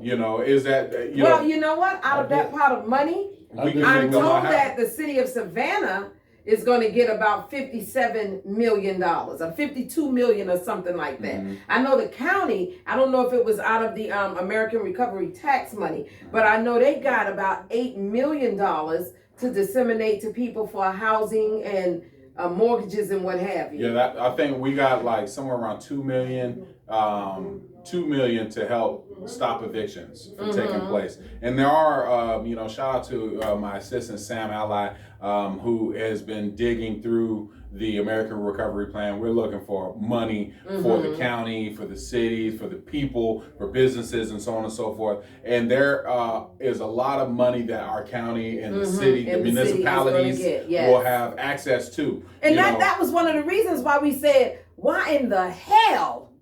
Yeah, I'm saying it. This is a I said it moment. Why in the hell would you take and put people's properties on the courthouse steps when you doggone well know that the federal government is giving all this money? You know what I'm saying? Shouts out to Vanessa Taylor. Shouts out to Stephen, Black Lives Matter, Morris Pollard, all y'all. Shouts out to Keisha Gibson Carter, Bernetta Lanier, Alderwoman Bernetta Lanier. Shouts out to you all, Alderwoman Estella Shabazz, to everybody that had anything to do with, just helping the people in our city do what needs to be done. Y'all, with that being said, I told y'all, stand so. Stand so. That's a take nasty name. Pop up. Stand so. They talking about you. Somebody saying it right there. Look, girl, what? He sleep. Stand so.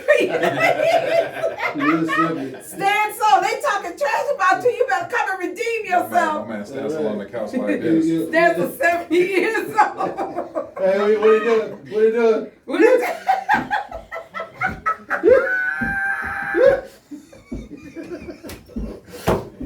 That thing on speaker. That thing on his chest. He on that couch. He got his cold glass of water. You show your account position? Stand so. Stand so. Answer the phone. Well, you made me Stand say so. like Joe said in the barbershop. Hey, I could, Joe said, that nigga good. That nigga good. Shut up. No, one more time. Honey, no. And then you be like, stand so, you what? Stand so. Yeah. Yeah, I'm here.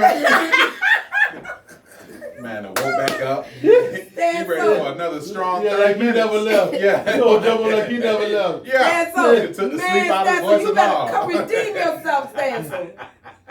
Hold on, let me hang up the Send phone somebody and call check him on back. it. Yeah, she about to call him now. He about to drop the phone. Drop That his thing about to phone. startle him. You're scared. Yeah.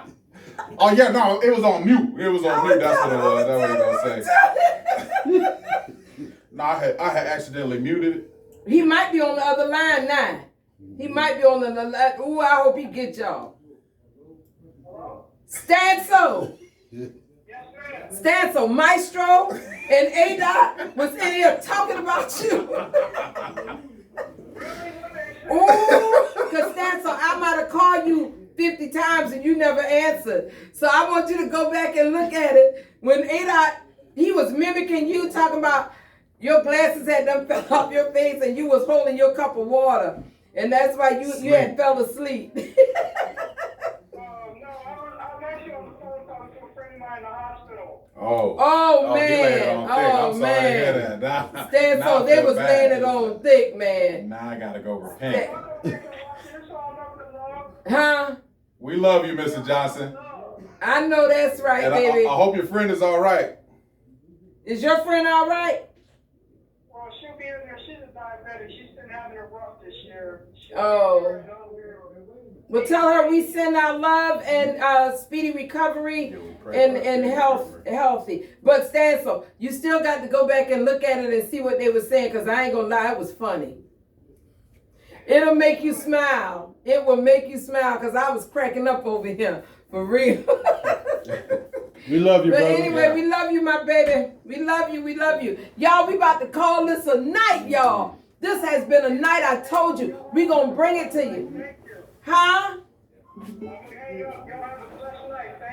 You too. welcome. You welcome. Love you. Bye-bye.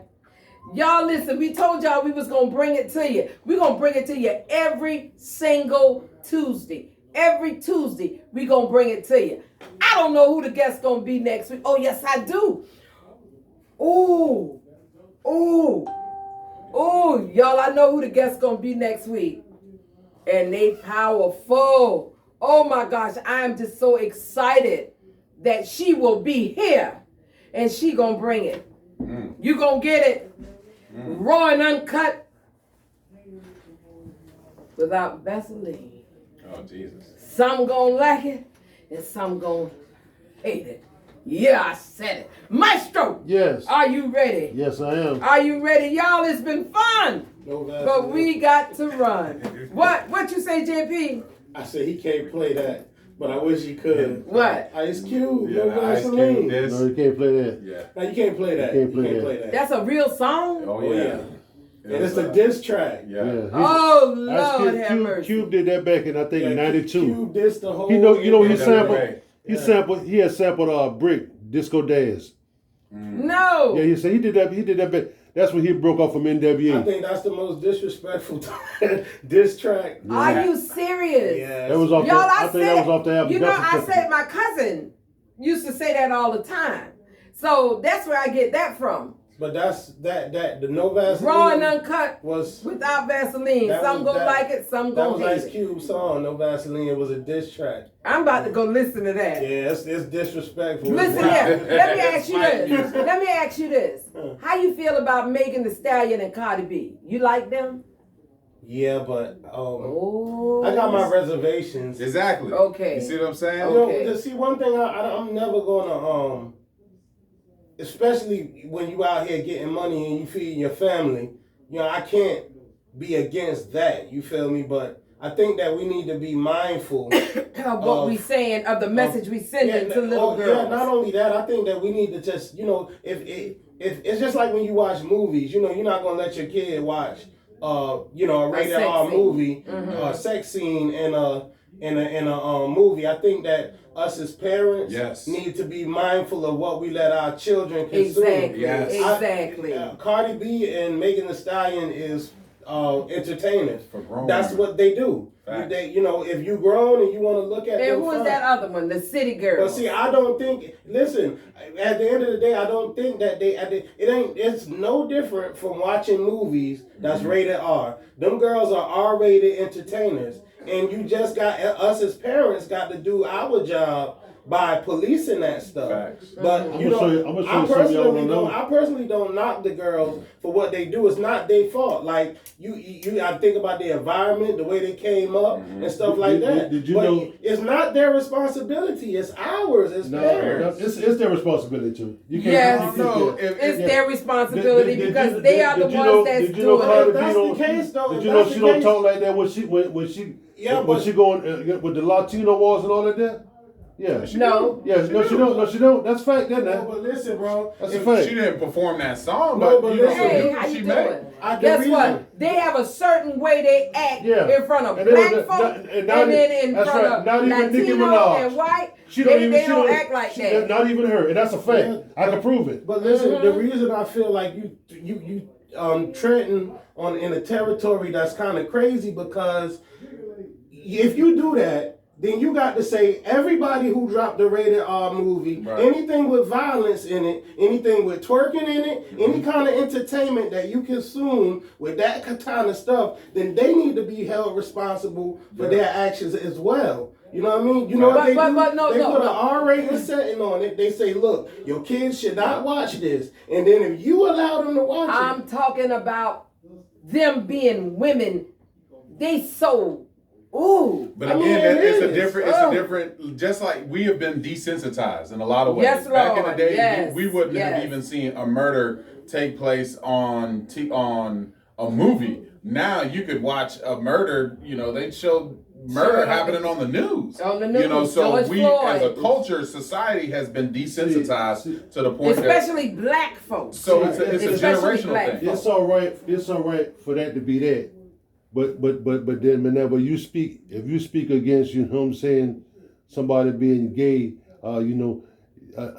just to being that, then they see that as a problem. But it's all right. I think that's a millennial thing, because what I mean by that is that like right now, like folks are super weak. And I mean that with all due respect, but I deal with some early 20-year-old parents and stuff like that who think everything's supposed to be given to them. And Comedians can't even be comedians anymore. But listen, they gotta watch what they say. Let me give you a quick example, right? Police, then we leave. Okay, police brutality, right? It was happening at a far more alarming rate in the 80s. But the reason it wasn't seen? Because they didn't have the phones and the cameras and the access to information that they got. We think that what's happening now is bad. In the 70s and the 80s, when it was crazy and people was getting, when police was driving guys to docks and beating them down, killing them, throwing them in river, and we never heard about it. Now we hearing about that kind of stuff. The same thing happened back then when it came to gay people. The same amount of gay people was there at that time. It's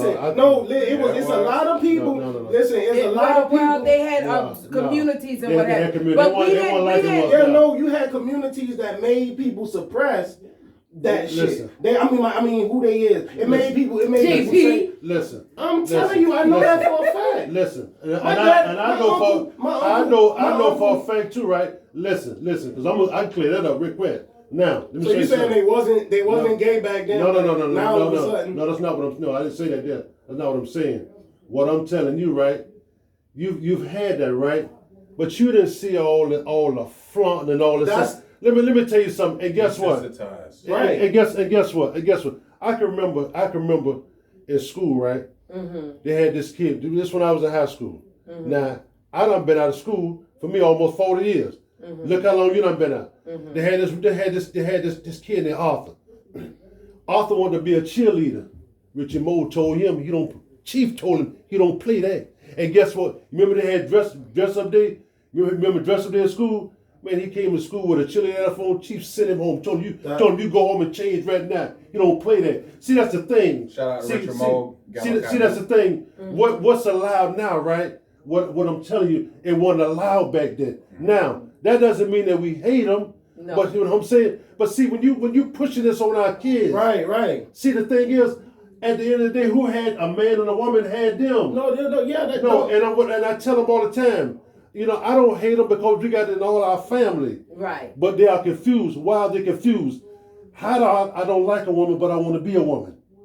You don't like a man, but you want to be a man. You're confused. Mm-hmm. Yeah. That's a problem. What was you going to say about your uncle? Well, no, see, the thing is, and what he making the case for what I'm saying. What I mean is that just because people was told not to do it did not mean that was not who they were. Right. You feel what I'm saying? Mm-hmm. Like me, my uncle was a diehard 5%er. I don't know if you know who that is, but Star Knowledge was I know it back and front. My uncle made me learn it. I hated it. You know what I'm saying? That wasn't who I was. I didn't like it. Mm-hmm. It wasn't a doctrine that I wanted to follow. Right. Or nothing. But because my uncle was the type that'll knock my behind out if I talk back or if I play or if I said, hey, I don't like to do this, I want to do that. You feel what I'm saying? He was on that. He was a real strict uncle and he made me learn it. Mm-hmm. So I grew up and I learned it, but it really wasn't what I wanted to do. When I wanted to do music, same thing. Everybody, if I worked 2 jobs and I worked at Walmart, everybody said, you a great working man. But the moment I said, you know what, I want to start a studio, I want to do podcasts, I want to make music, bro. You tripping. Man, so listen, you know how society for a long time until I turned 30, trained and same with The Secret, trained my mind to think that what we doing right now will be dumb and stupid. And y'all, let me say this right here. Not a real I was stationed in Heilbronn, Germany. Mm-hmm. Guy came to me. This when Apple first came out. He said, I want you to invest in home-based computers. I told him, I said, man, you out your doggone mind. Ain't gonna be no such thing as no home-based computers.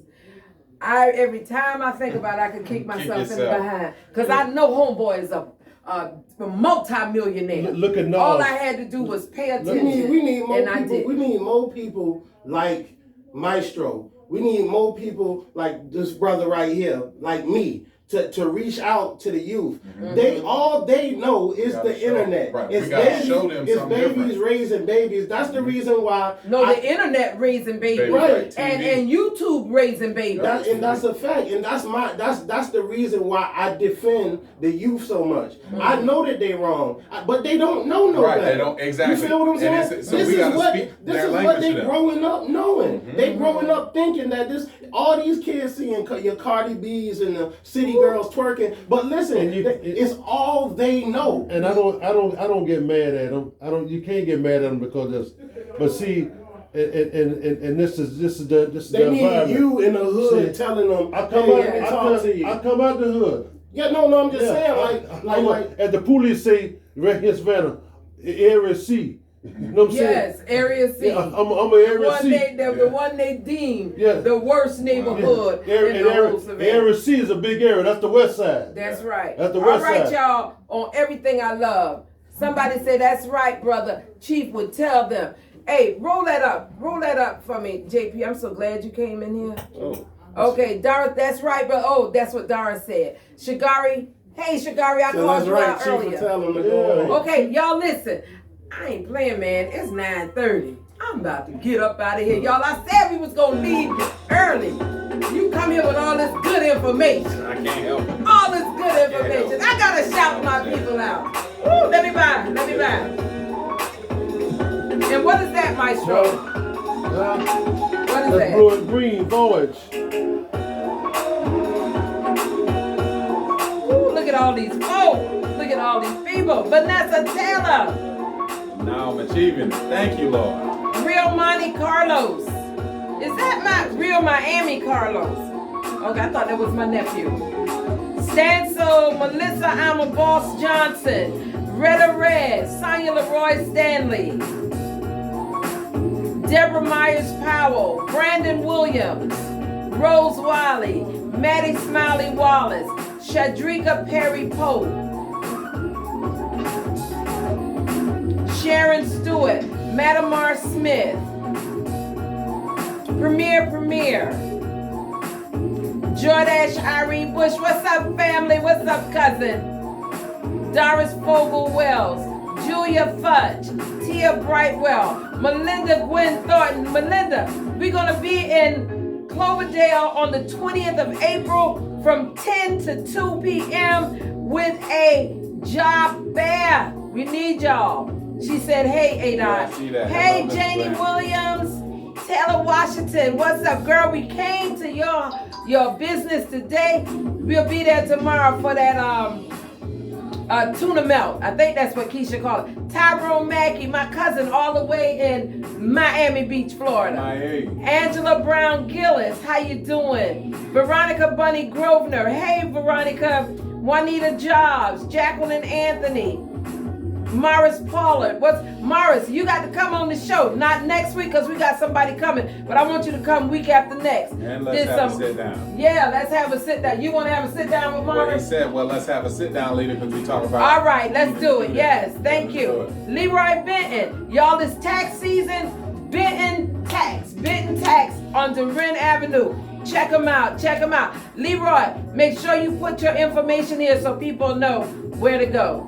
Thomas Hart, how you doing? Hey, my baby. That's my baby, y'all. My boy got him a lawn care service. Check him out. Go to his Facebook page. Alton Blakely. Check him out. Tanya Howard Hall. They sing about trash and then want to strut with class. Bam! She talking about Megan Thee Stallion and Cardi B and the City Girls. There you go, Dr. Tanya Howard Hall. You are so right. Okay, Deborah Myers Powell. What is this? Big Brother What's up, big bro? Perfect timing, fam first. Ella, is that who you? All right, Big Brother Dre. I want to get one of his DJ One's mixtapes. Yeah, Okay, is that some good stuff on there? Because I don't want to be DJ One got all that bars. cussing and carrying on. I don't feel like all that. Pretty moderate with it. I like it. Okay. Praylo Lizette, thank you Praylo for tuning in. Lizette for tuning in. Hey Hollis, Hollis, I found a spot, Hollis. Oh. Okay, now Rochelle Kelly, what's up Rochelle?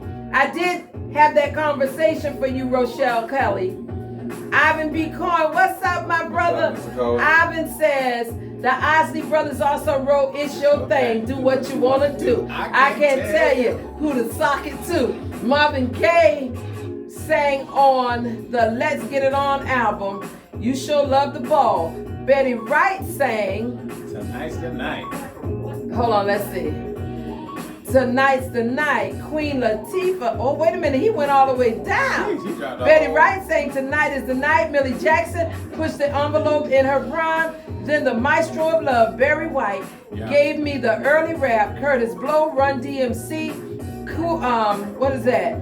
Big Daddy Kane, Cool Mo DMC Light, Moni Love, Queen Latifah. My preference is grown folk music. All right, Julius Hall, tuning in from West Chatham County.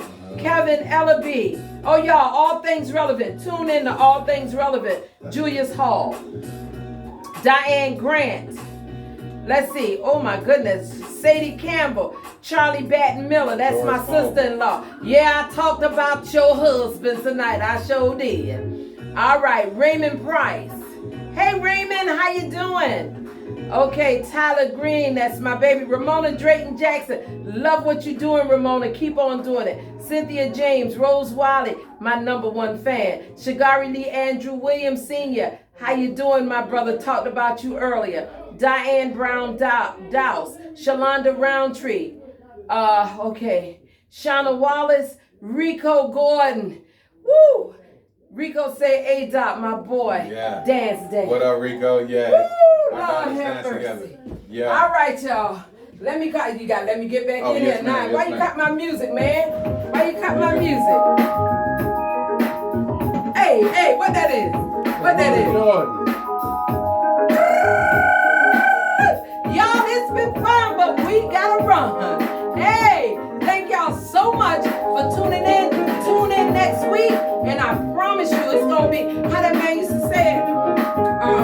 what it is.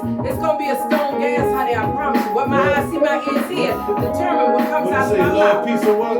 So, All right. Love, peace, and hair grease. y'all, I promise you, I no longer raise hell babies. I'm raising awareness. With that being said, I love you. I love you. God bless you. Peace out. This is not peace. This is separate. This is the peace sign. That's right. Remember, this is the peace sign. Always remember.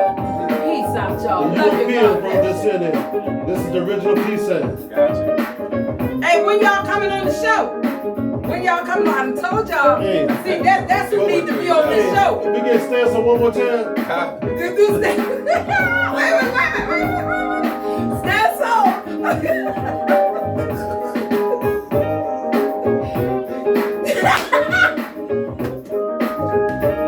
He's a funny guy, boy. He's a funny Y'all, guy. do it one more time. Do it one more time. Wait a minute. I gotta move the mic. Y'all, let's dance. Because he started like this and then you get done.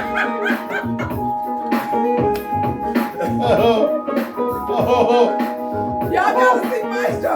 You gotta stop. You gotta stop. Y'all, we out there. We love you. God bless you. Peace out. Get it right. Peace out, y'all. Are you Oh my God, you're so silly. Oh, boy.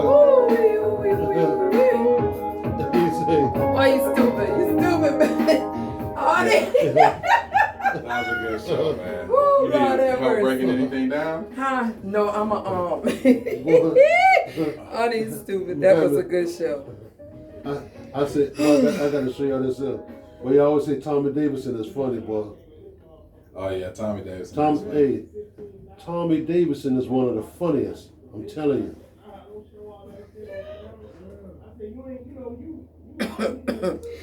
Excuse me.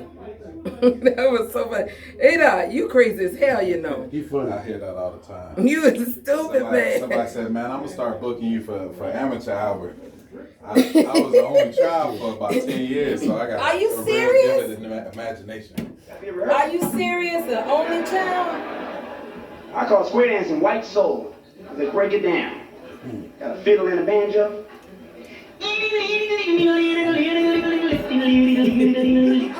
Let me see. And it's funny because he was raised by white folks. Hey, Miss Alicia, I know y'all probably tired, but I wanted you to check out the spot next door. Huh? I wanted you to check out the spot next door. Oh, yeah, You gotta go definitely. up a flight of stairs. That's fine. I'll go.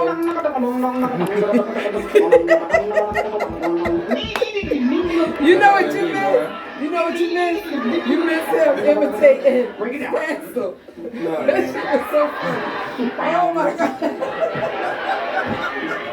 Ada. Yeah, that would happen if y'all gonna string him Let out. me see. Who that is? Hopefully that's what Chester Ellis listened to in his car. Chester Ellis. Do you know? Now Sonya was the one that told me about the sale, right? Make their own Don't instruments. you know that Chester Ellis went over there? I mean, called.